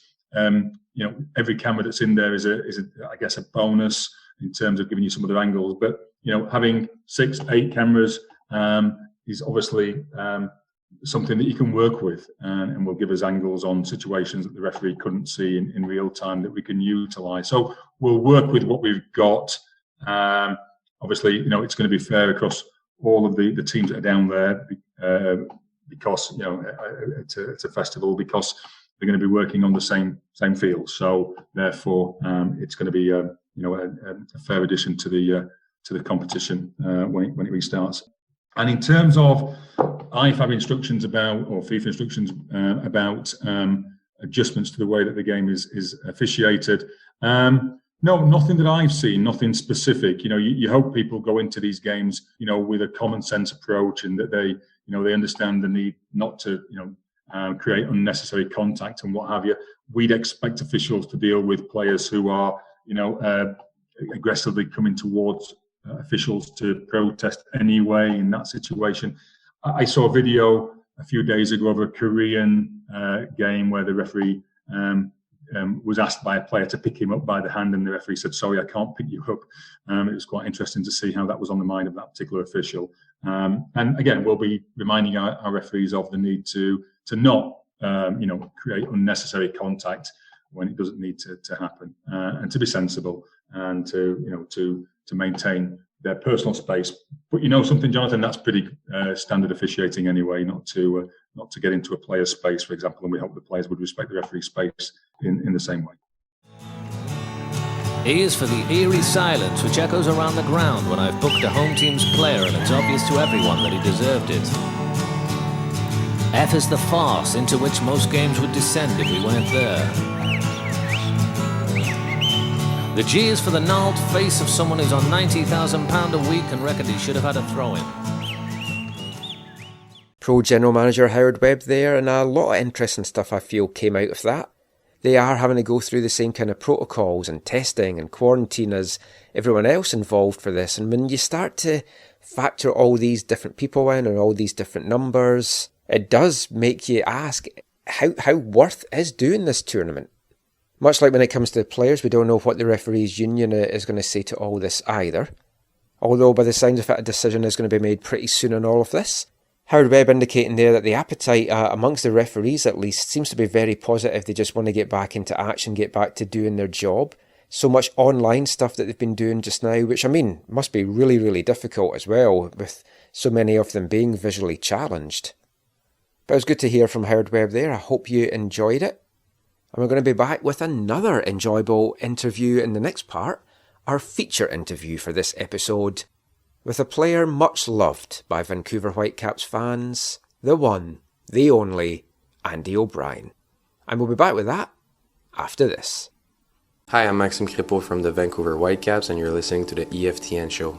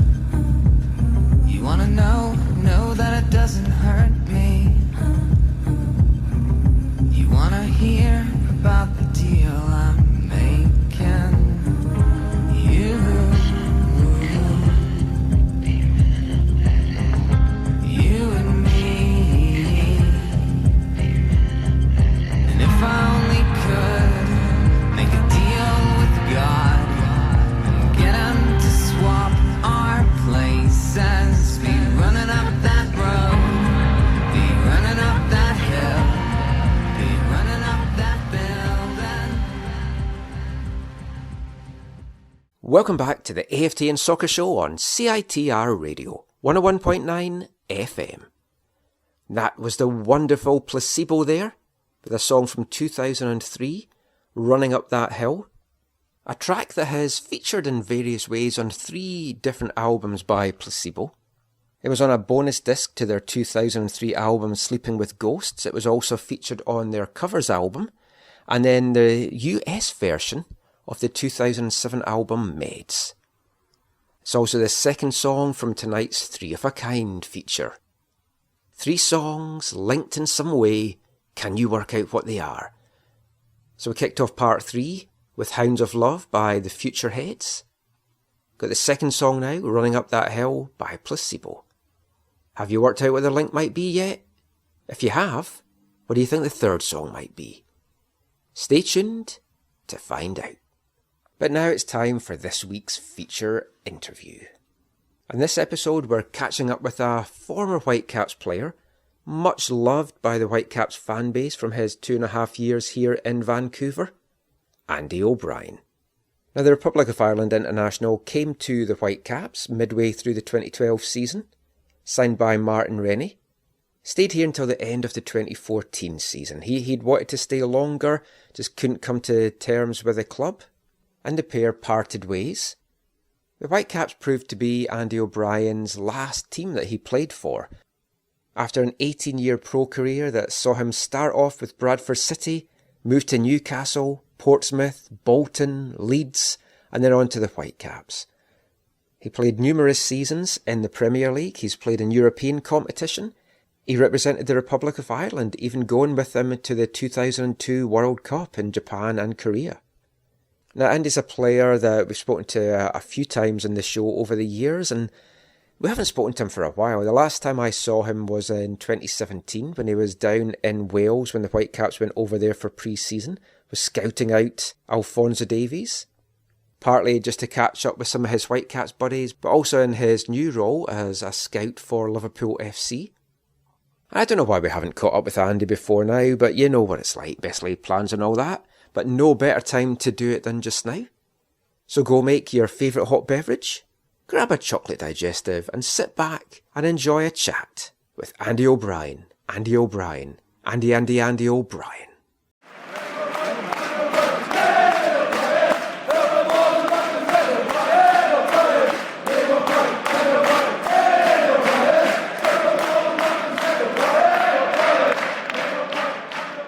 First thing to ask you, Andy, I mean, you're still very favourably thought of here. You were a fan favourite in your 2.5 years here. You made 51 appearances, and when you look back at your time in Vancouver, do you look back at it fondly? Yeah, very much so.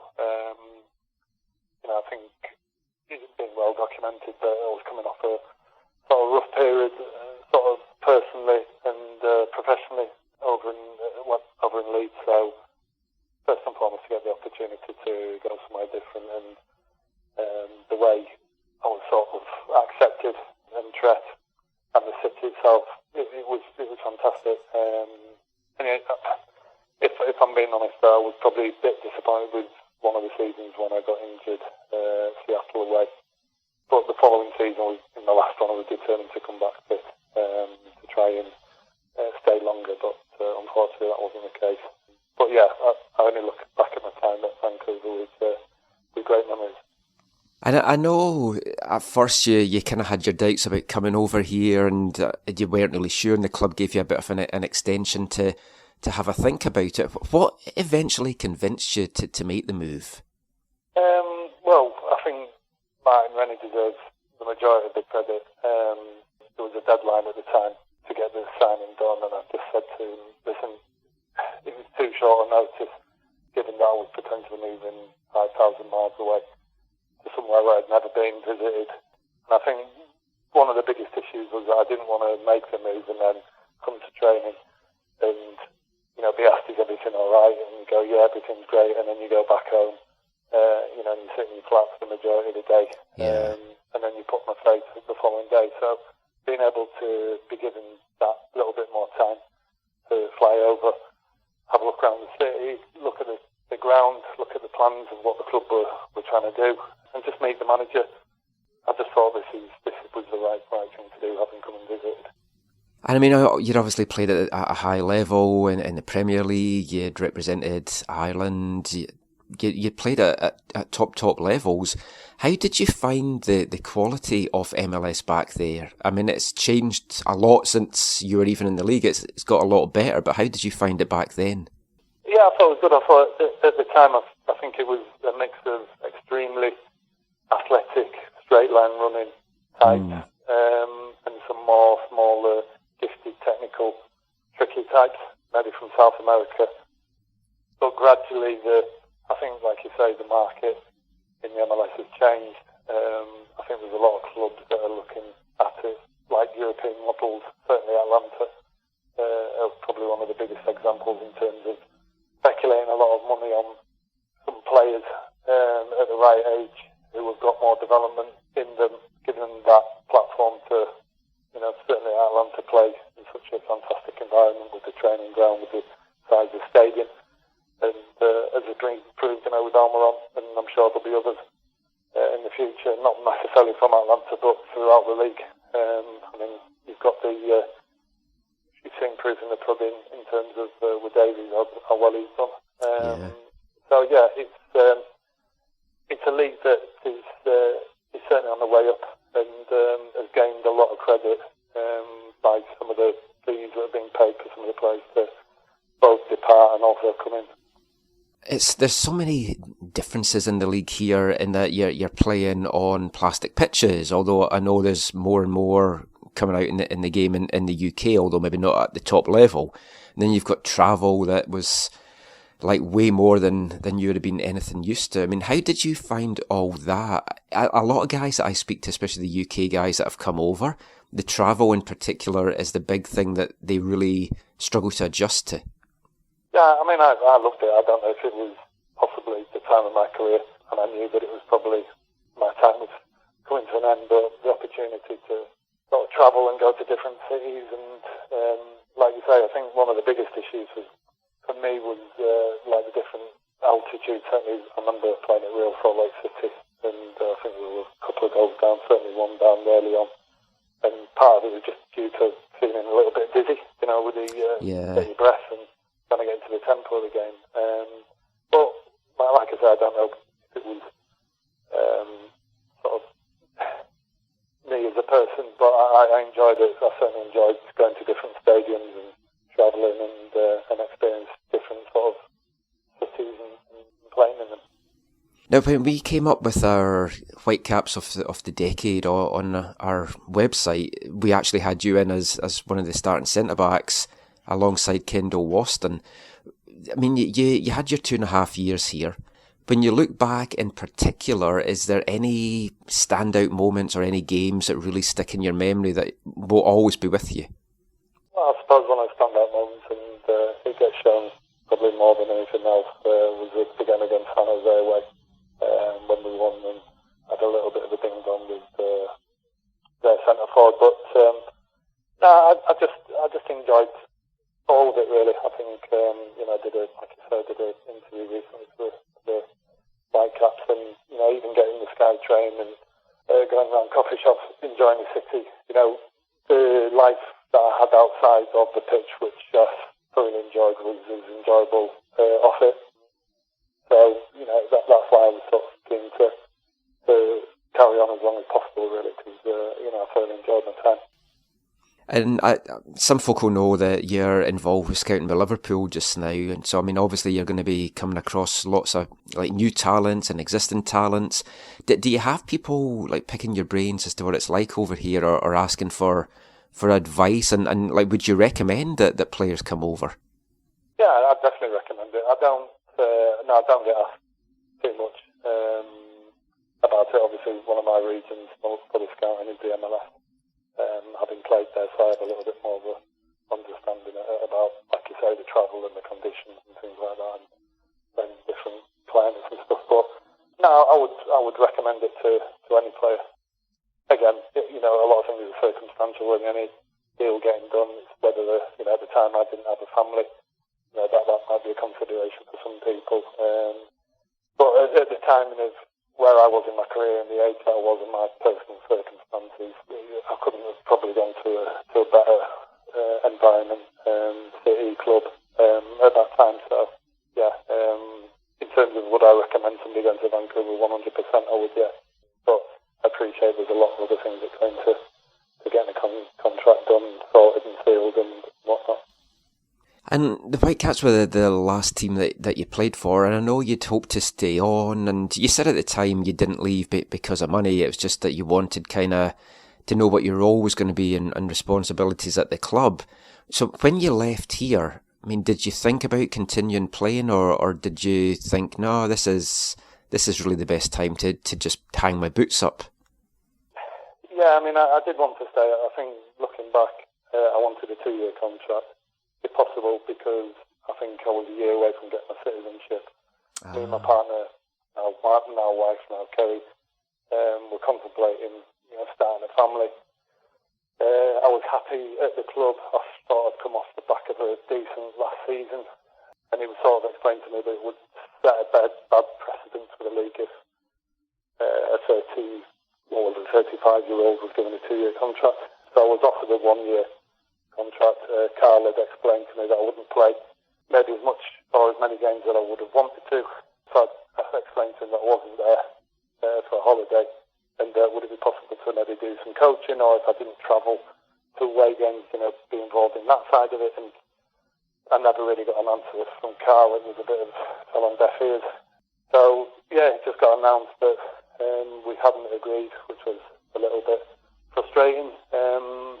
But in terms of monetary, I think I was offered $100,000 for my final year. And truth be told, and I did say this to a member of the Whitecaps after it being announced, that I would have taken $50,000 for the first year and $50,000 for the second year. It wasn't a monetary thing. It was more trying to squeeze out as much as I could out of myself and make it last as long as possible, certainly from a playing perspective.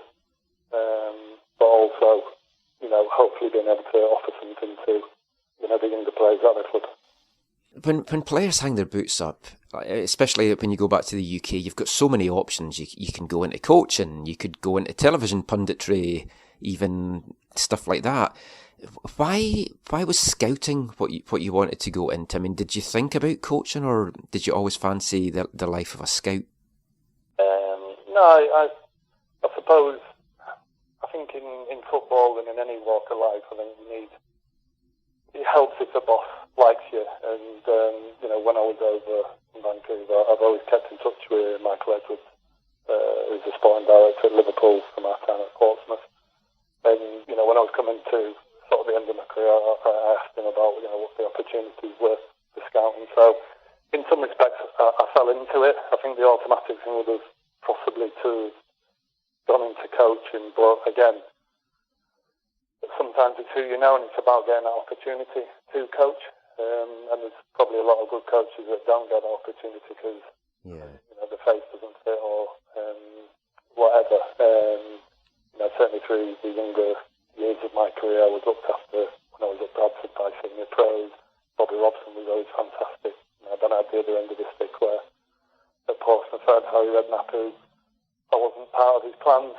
So yeah, I think at the end of the day you can be very good at your job or you can be really poor at your job, but I think if you've got people that make decisions that want you to be there, I think that also has a big bearing on stuff. So in terms of the scouting, I probably fell into it in that respect, and I've been doing it for now 5.5 years.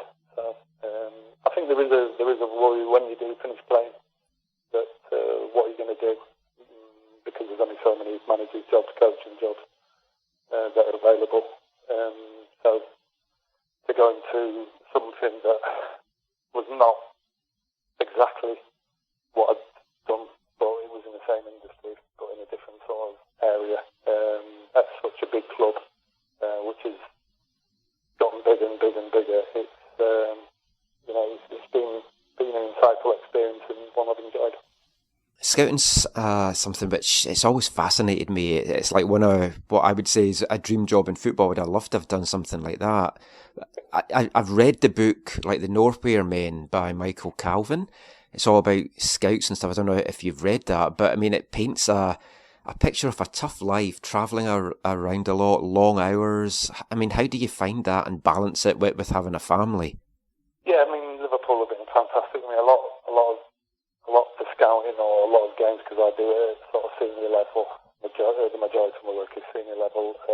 There's loads of different companies that provide platforms to be able to watch games. So, sometimes rather than travelling 4 hours to a game, 4 hours back, and then the game itself and being out for 10 hours, in that 10-hour period you could watch a hell of a lot of games, via video. So it's about balancing the two. But yeah, it's interesting. I mean, ultimately, scouts don't make the decisions on whether players get signed or not. There's a lot more input that goes into that. But in terms of sometimes being able to highlight the player or recommend the player, and if you feel confident, being given the instruction and autonomy to push that player. And if you're lucky enough that they do get signed, and I'm sure it's nice for everybody and all the individuals included. But yeah, as you can appreciate, it's quite a complex job to get a player signed and filled and over the line, I would have thought. Yeah, I can imagine. I mean, you've had such a varied career yourself, and if we kind of just look back a little bit over it for the kind of second half of this interview, I mean, when you were growing up, what team did you support? Because obviously there's a few in Yorkshire. Like, were you a Leeds fan? No, I was a Tottenham fan. Oh. I think me and my brother originally supported Liverpool Leeds. And then because of, I think there's 4.5 years between me and my brother, and then obviously, like any brothers, they sort of have a disagreement. So I then decided to support Tottenham when Gary Mabbott was there, Gascoigne, Lineker, Waddle, as well as Pat Mandan Howe, Vinnie Samways. So yeah, I was a fan of them. And then I suppose in terms of supporting teams, I think once you get into the industry, you support yourself to a certain extent. You need to make sure that whether it is when I left school at 16, I got my apprenticeship. Yeah, you just crack on from there. I obviously went to Bradford to start off with, and I used to get there very early because my dad was a milkman, and one of his customers used to drive me over. So I'd get there about 8 o'clock, and I'd have a sleep on the physio's bench because we didn't need to be in until 9 o'clock. And then about 9:15, Mary, the kit woman, would say to me, "Will I go to the shop to go get the German cigarettes?" So about 9:15, so I used to get them. And then, yeah, that was it. You do a full day, training, cleaning all the boots and cleaning the floors and mopping and doing the laundry and stuff like that. And then I'd get a bus, two buses back, and then get picked up from the local cinema at Harrogate about 6 o'clock in the evening, and then repeat again. So it's certainly been at home. I feel like I'm back in my apprentice days, mopping the floor. It was a hard experience. I think at the time we used to get £25 a week as well. So when you look at some of I think the football's changed in the respect that the younger players now are the desirable ones, as opposed to being the cheap ones to run. I mean, that's just it. Everyone looks at the life of a footballer nowadays and they think it's a glamorous thing and they're making lots of money, and young guys that want to be footballers just see that side of it. But it was hard back in the day, and you really did serve an apprenticeship, cleaning other players' boots, the senior players' boots and all that kind of stuff. And I mean, you really had to earn your opportunity. Nothing was handed to you. And you started off in the Leeds system, then you moved to Bradford, and you signed your pro deals with Bradford. And like the years that you had at Bradford, 5 seasons I think it was, I mean, it was such an eventful time. You were with the team when they got promoted to the Premiership, you played with them in the Premiership, there was that dramatic last day escape as well. I mean, it just seemed a fantastic place for a young lad to start off his career. Yeah, it was. I think it was, some of it looking back was quite hard. I remember, Paul Jewell was my manager when we got to the Premier League, and he was an ex-player at the time. He'd been a player at the time, and then Bradford, and then gone on to the coaching staff, and when he was the assistant. I don't know if it was from Harrogate, because Harrogate's known as a little bit of a nicer area than some of the places in Yorkshire, whether I needed toughening up or not. And I remember him saying to me, you'll never ever go down injured, never ever show weakness to an opponent. And I remember training one day down at Happy Bridge, it was cold, and I put this sliding tackle in, and I felt like a sharp sort of stinging on my knee, and I'd gashed all my knee open. Ooh. So I looked down and I thought, I better not say anything because I've been told not to complain. So when I looked at it, it wasn't pleasant. So I went over to Chris Kamara, who was the manager at the time, said to Gaffer, I said, I think I've done something to my knee. So he was like, you need to get up to hospital straight away. I'd got like I needed 30 stitches in my knee. Just looking back, it wasn't,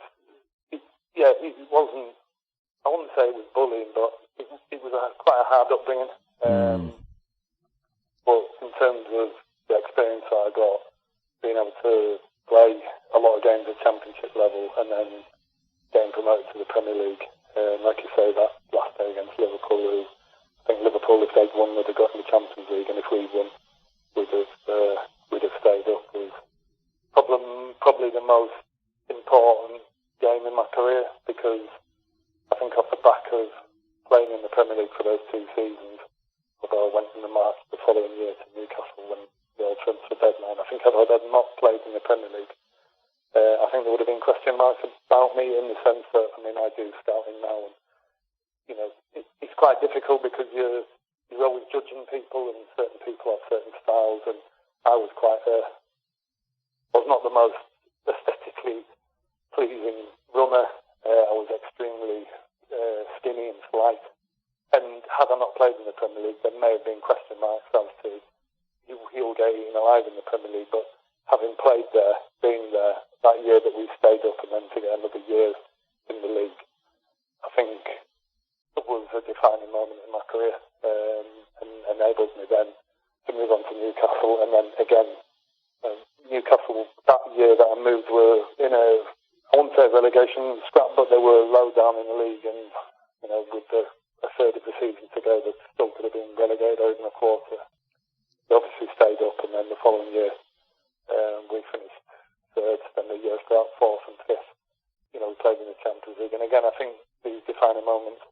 The second year that we could have qualified for the Champions League, we went out to the qualifying stages to get into the first group stage. The Partizan Belgrade with the penalty shootout, and I think again, if we could have got into the Champions League for a second season, it would have lifted your profile, and again, it goes on your CV that you tried and tested at a level, and proof is in the pudding that if you do play at those levels, then I was fortunate enough to stay in the Premier League for the majority of my career. Yeah, and I think most folk will probably best remember you from your time at Newcastle. And I dug out an interview I did with you back in 2012. I was just listening to it last night, but before calling you today, and we were talking about that famous goal that you scored in the derby against Sunderland, and I know it was one of your first games there, and there's the chant about them, and you said in the interview, well, if I ever have kids, it's going to be a nice story to tell my kids in the future. So, I mean, is that the story you're going to be telling your kids for years to come? Yeah, hopefully, yeah. I was listening to, I think Robin Percy done an interview recently, I don't know whether you saw it on the internet, talking about his 14-year-old son who was on the bench for his team that he plays for. And, his dad was just saying to him that, my duty as a father is to make sure that you're a good boy. The point that he was making was that he said, you sound like a little bit of a loser complaining that you're on the bench because of this, and this. And I think as a parent, if they're interested in football and stuff like that, I'm sure that they'll be excited to see or to hear that song. But if you never know, they might hate football, they might be interested in it. But I've got Leo, my 10-month-old at the minute, kicking a football around, or trying to anyway. More left-footed than right-footed at the minute, so you never know. And when you were at Newcastle as well, you were involved, although I know you weren't on the pitch at the time, but you were involved in one of the standout moments really in Premier League history, which was the fight between Lee Bowyer and Kieran Dyer. I was just watching Match of the Day a couple of weeks ago, and they had their top 10 bonkers moments, and that was one of them. And then Alan Shearer was talking about Souness afterwards, had said, I'll fight both of you. And I would probably have fancied Souness to win that. But what was it like watching that from the bench and just seeing two of your teammates just go at it on the pitch? Yeah, it was a bit of a crazy moment. I remember that game. I got substituted because I wasn't playing too well in that game. And then that just escalated. And yeah, I don't know. It was a crazy moment. I didn't get to the bottom of what it was about or anything, but sure there must have been something other than what was said on the pitch at that particular time. But yeah, it was a nuts moment, and it was. I think there was a transitional time as well, obviously, when Bobby Robson went. It was. I think a lot of people were sorry to him. I mean, I certainly was. But yeah, it was one of them crazy moments. Yeah. Just last couple of things. Obviously, you were involved with the Irish team setup as well, and you went to the World Cup, and spoke to you about that, your time at the World Cup when you were here. But one thing I never did ask is how did you come on Ireland's radar? How did you qualify exactly for Ireland? I qualified because my dad's parents were born in a town called Kilfinny in County Limerick, and the backstory was my dad was one of 10. My dad's the second oldest, but the oldest, Paddy, was born in Ireland. And while Paddy was growing in my granddad disappeared. He got up on a boat to Liverpool, then from Liverpool ended up in Harrogate. And my grandma, Kitty, had Paddy and then located where he was in Harrogate and then had another 9 kids. So that is in effect how I qualified for Ireland. I did play for England under 18s and I think 21s. Yeah. My brother found a team sheet recently in the French under 21 team, and there was some Henri played in it, but some other good players that you look back over the years now and you go, he played there, he played at Inter Milan, he played there. So I think Sylvester played as well. So I think we won 2-1 as well. But yeah, I felt more at home with the Ireland setup when I went there, and obviously the older you get, you need to make a decision, and I chose to play for Ireland. Yeah.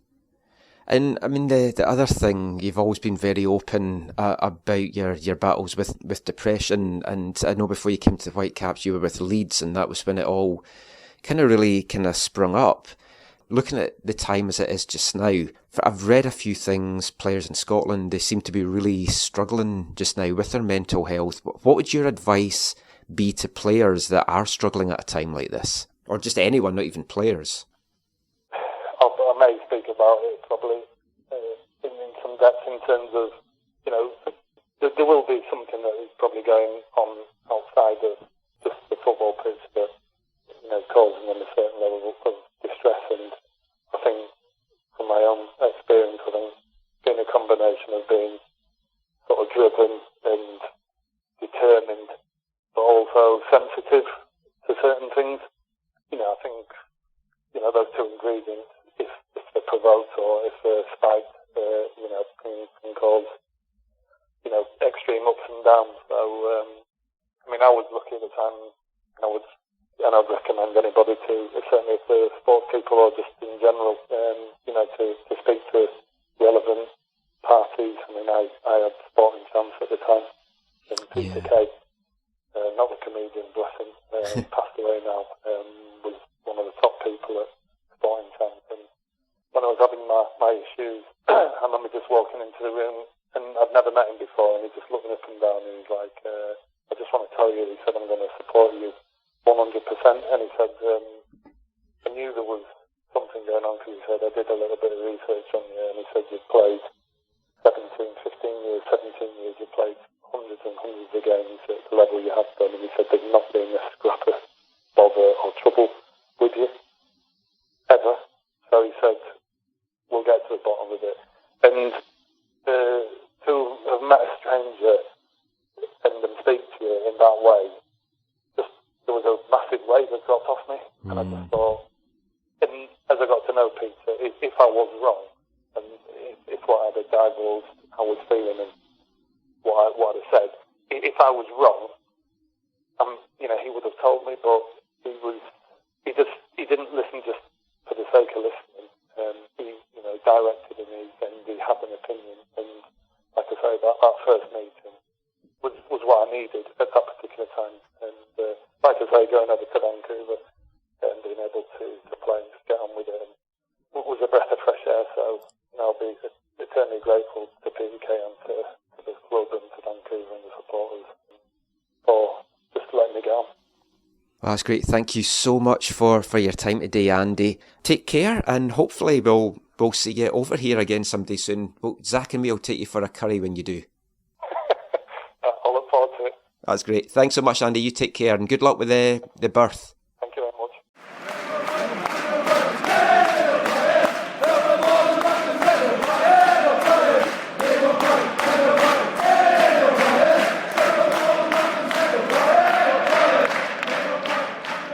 Great stuff from Andy O'Brien there. Really enjoyed catching up with him.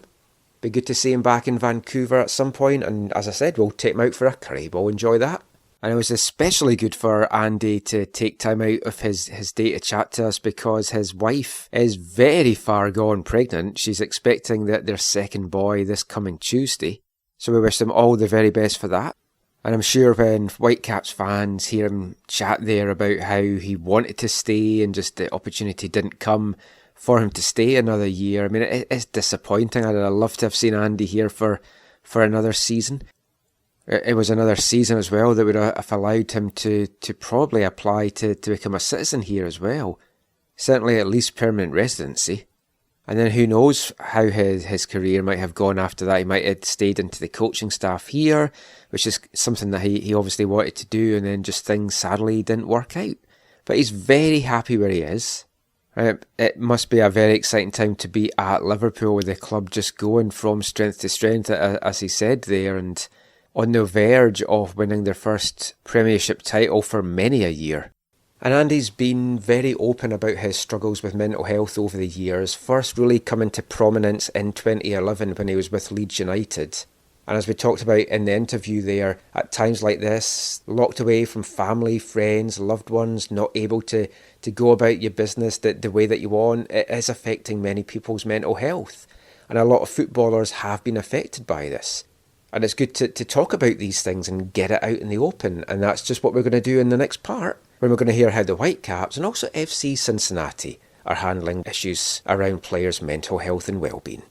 We'll be back with that after this.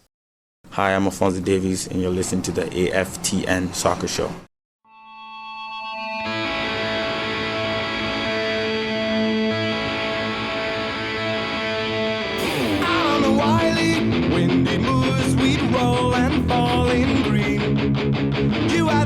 temper, like my jealousy, too hot, too greedy.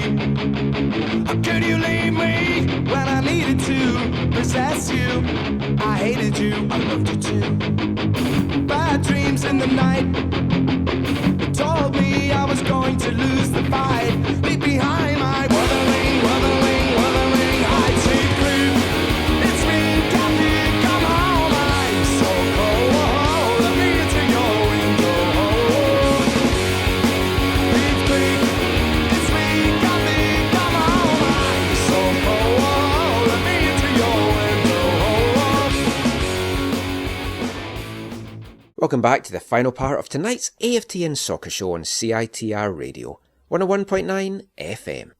And that was the final song from tonight's Three of a Kind. 3 songs linked in some way. Did you work out what this week's link was? We started off part 3 with Hounds of Love by the Futureheads. Part 4 kicked off with Placebo, Running Up That Hill. And you just heard the third song just now from English band China Drum from 1996, the B-side to the Can't Stop These Things single, Wuthering Heights. And the link was all 3 songs were covers of Kate Bush songs. If you're a Kate Bush fan, you would have worked that out fairly easily. But did you know what the third song was going to be? I guess it had to be Wuthering Heights. It was her most famous song. 3 really good versions there. There's a couple of others that nearly made it into the mix, especially Hue and Cry's, the cover of The Man with the Child in His Eyes, which is an absolutely fantastic slow piano version that they do. So you can check that one out on YouTube as well. Now, as we mentioned in the last part, this is a time that is affecting many people's mental health, whether that's general members of the public to footballers. And I think mental health in football, it's always been a kind of subject that it's never really talked about enough. I mean, they do some great stuff here with the Bell Let's Talk Day. As we've talked about in the show before, it really shouldn't just be a Let's Talk Day. It should be every day should be Let's Talk. And if people are struggling with their mental health, they should feel no stigma, no embarrassment to come out and talk about that. And I think it is something that many people just, they still don't know how to come out and talk about it. They don't know who to turn to. They don't want to burden people with their problems, or they, in some cases, they don't want to maybe be seen as being weak because they've got some mental health problems. And that's something which in football, I think is still very prevalent, because you've still got in some areas, I don't know if it's as much over here, but I know back in the UK, you've still got that kind of masculinity thing. It's like, oh, I can't share my feelings as a footballer. I've got to be a man. It's a man's sport, and all that crap and all that nonsense, which I would have hoped we would have moved on from by now, but unfortunately we haven't in a number of cases. And mental health, where it's depression, suicidal thoughts, or just everything that goes with just mental well-being, it's still a subject in sport and in football that I don't think gets the attention that it should. And I do feel that there's a lot of people struggling with it that just never come out and admit it. Andy O'Brien was fantastic for that when he was here. He was a great spokesperson for that. It wasn't his plan, it's just he felt very open about talking about it. His issues came to light when he was with Leeds United, just before he came to Vancouver. And a lot of that stemmed from the death of his good friend Gary Speed, who was obviously another player who had been suffering with mental health and then sadly took his own life, and people just didn't know the struggles that he had been going through. Andy thankfully got help and then came over here and felt getting away from the spotlight of the UK press in particular, and just being free to be free and just be a normal person here in Vancouver. It really helped with his mental well-being. And when all of the coronavirus lockdowns and everything started and football getting cancelled, I read a sad but an interesting article in the Daily Record in Scotland about a charity there, a mental health charity called Charity Back On Side. Now, it was set up by the partner of former Hibs and Scotland player Gary O'Connor. He's an ambassador for the charity. His partner Libby Emerson runs it. And before the lockdown, she was touring Scotland, speaking to clubs and players about the need to look after their mental health. The article in the Daily Record was talking about that the charity was mentioning that 4 Scottish footballers had been saved from suicide by the charity in the past week. as the shutdown kind of hit home. People were worried about their futures financially. Could they pay their bills? Could they handle all this? Could they be locked away? Everything like that. And players were just really, really struggling. They also revealed that 40 footballers and just members of the public are in a 3-month counselling course. But they said that they felt that those numbers were just really the tip of the iceberg for the issues that involve in the Scottish game. And you can be sure it exists everywhere in the world, including Major League Soccer, Canadian Premier League. All these leagues are going to have players that are suffering to various degrees with mental health. I'm hoping to get someone from the charity on the show in the future weeks just to talk about things, but I thought it was good to start this discussion with having Andy on the show, and then to play a little bit of audio that I've kind of gathered over the last couple of weeks. We're going to hear from 2 MLS teams, the Whitecaps and FC Cincinnati. Marc Panis, one of the guys from the Whitecaps, just chatting about what they're looking to do to make sure that their players' mental health and mental well-being is fully taken care of during this time. Now, these interviews and these chats were done before the teams were getting back into training, so that will obviously help some of these players a little bit as well. But it's interesting to hear what the clubs have been doing to kind of address this. So let's hear what they had to say.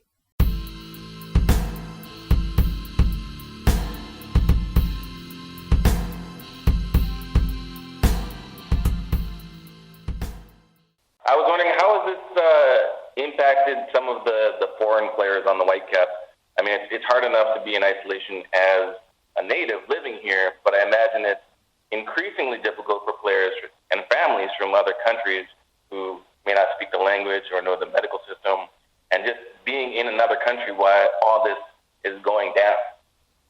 That's a great question, and it's one that's been in the forefront of all of our minds, of our medical support team. You know, under the leadership of Dr. Ben Spohr, we've been addressing these at many levels. When we did the call on Sunday, it was a tag team with someone who speaks Spanish. That was the most prevalent language we have in the team.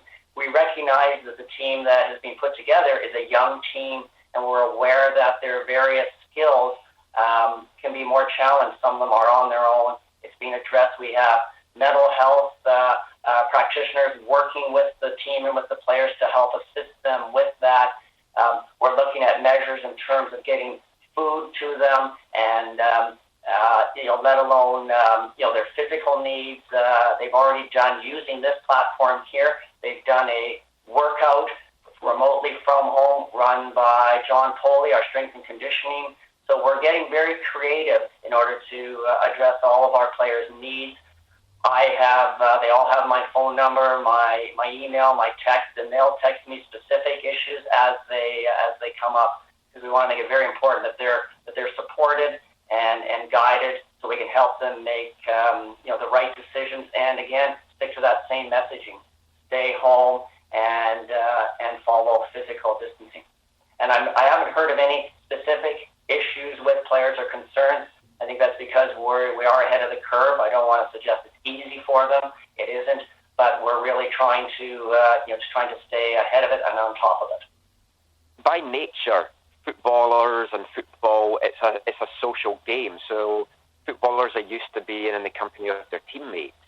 So aside from the physical aspect of this time and this virus, what are the club doing to ensure that the players' mental health is actually okay? Because in a number of cases, people might not want to speak about how they're doing mentally. I can speak to that, Mike. I mean, that's a great point. And we have within our club, we have mental health performance staff already that are part of the team, and they're able to repurpose their skills and expertise into this area and stay a step ahead of it. They are, much like I'm doing my updates from a medical point of view, they are looking at the mental health side and sharing with the players in various formats, from written to there will be some conferencing, I'm sure, as well. That'll be coming up. I'm not privy to the details at this point, because it's evolving as we speak. But a lot of the simple principles from a mental health point of view will be there. in some ways, some of these young athletes are a little bit better adapted to the technology side of it because they're used to using their phones and playing games on their phones and interacting with people all over the world from their phones. So it's really that physical part that's challenging. But again, for example, yesterday, by doing a group workout using this forum, they can feel connected, if not physically, at least socially, and trying to stay ahead of that. The call that I did on Sunday when I shared the information, again, it was basic information. They really appreciated it. That was a group call. They felt the connection as a group during that call, so it keeps them, together. Also, just so you know, our sporting director, Axel Schuster, and our head coach, Marc Dos Santos, have been in regular phone contact, like concerted efforts to make sure they call and talk with each player on a very regular basis. The players are themselves in contact with each other. Of course, we have a first team WhatsApp group chat where there's daily updates posted as well. We have a multi-person football operations team who are in constant contact with the players as well. So there's a lot going on. As you would know, Michael, if you're a player in East Fife, nothing beats seeing Bayview Stadium packed. But in the meantime, everyone's trying to get along the best they can. Very true.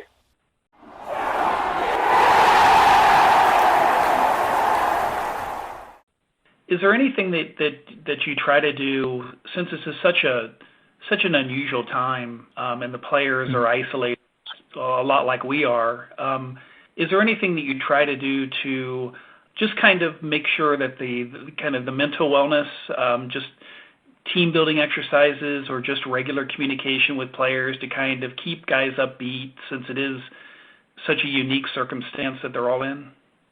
Yeah, no, definitely. I think that's a huge component, and I think as much for international players or players that don't actually live in markets, it's different because I know myself as an international here.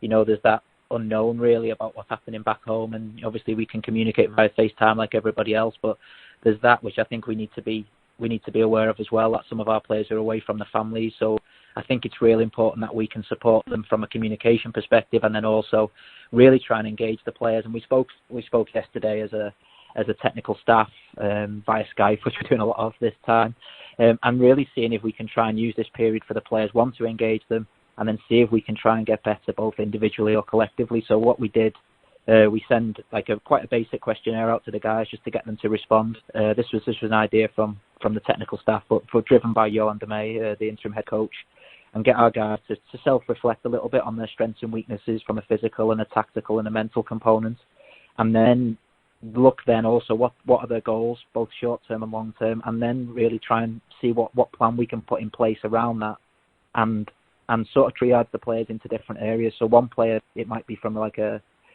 tactical awareness perspective, and then we can use our video analysts with coaches to do a little bit of one-on-one via Skype, or use technology that way, where we can sort of get them to have a look at some clips of themselves, still thinking about the game, and we can communicate with them from a coaching perspective.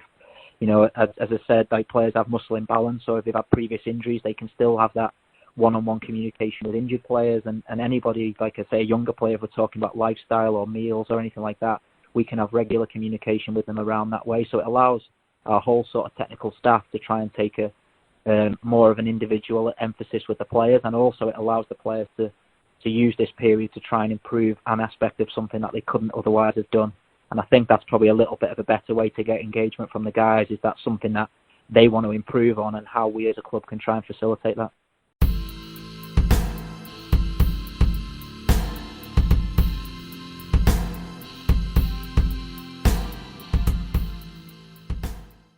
So that was Vancouver Whitecaps CEO Marc Panis and the Whitecaps Chief Medical Officer Dr. Jim Bouvard chatting about the mental health of players there and the importance of this at this time, along with FC Cincinnati's Director of Sports Performance Gary Walker, who previously worked a long time with Man United over in England. It's certainly been good to hear from these guys and some of the other clubs as well, just about what they are doing to help with players' mental health. And a lot has fallen on the senior players to make sure that they do look after the younger ones on the team, especially when you've got players like in Vancouver, where you've got like Ranko and Leo Russo and Gianni Obikel, who have basically just arrived in the city and immediately in lockdown without really getting to know their teammates, the city, or anything like that. And we've already spoken to Gianni and Ranko on the show, as you'll have heard in recent weeks, and both have been very, very complimentary about what the Whitecaps have done to look after them in this time. But that's nearly it for this week's show. But we cannot have a AFTN Soccer Show without having Wavelength, our section of the show where we play you a song all about football. And this week we're going to celebrate the return of the Bundesliga, continuing our songs about football clubs. And we're heading over to Germany for a song by German punk band Nada, partly in English. They brought out 3 albums between 2003 and 2012. This song is from their 2005 album, Zu Kalt, which means too cold. And this is their tribute to Hamburg's St. Pauli.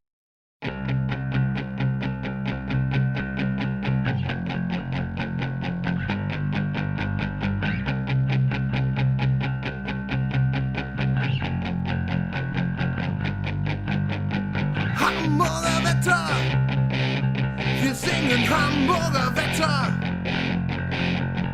Hamburger Wetter, wir singen Hamburger Wetter. Hamburger Wetter, wir singen Hamburger Wetter. Hamburger Wetter, wir singen Hamburger Wetter. Walk on, with soul in your heart, and you never walk alone. You never walk alone. Walk on, with soul in your heart, and you never walk alone. You never walk alone.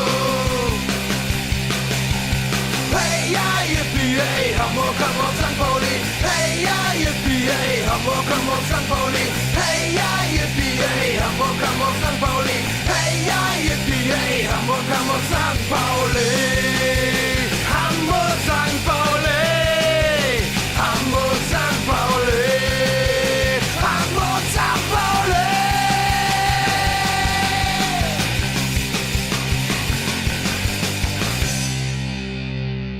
Scheiß nicht als Nada. Wir singen Scheiß nichts als Nada. Scheiß nichts als Nada. Wir singen Scheiß nichts als Nada. Scheiß nichts als Nada. Wir singen Scheiß nichts als Nada. Scheiß nichts als Nada. Wir singen Scheiß nichts als Nada. Walk on, with soul in your heart, and you never walk alone. You never walk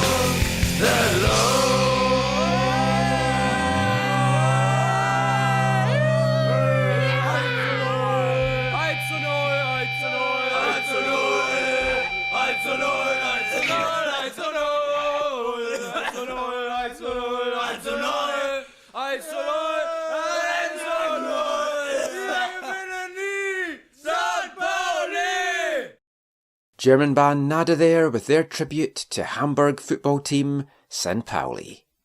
But that is it for this week's show. Thanks to Zach for joining us as always. You can find him on Twitter at ZacharyAM. You can find me on Twitter, Michael McCall, at AFTN Canada. Find us on Instagram at AFTN Soccer and on YouTube at AFTN Canada. We're hopefully going to have another video going up on that this week, another one of the animated ones from Ryan Tomczyk. So check that out as well. We'll be back next week with another Patch Show. Until then, thanks for listening. Take care. Stay home. Stay safe. Stay healthy. And wash those hands. Bye everyone.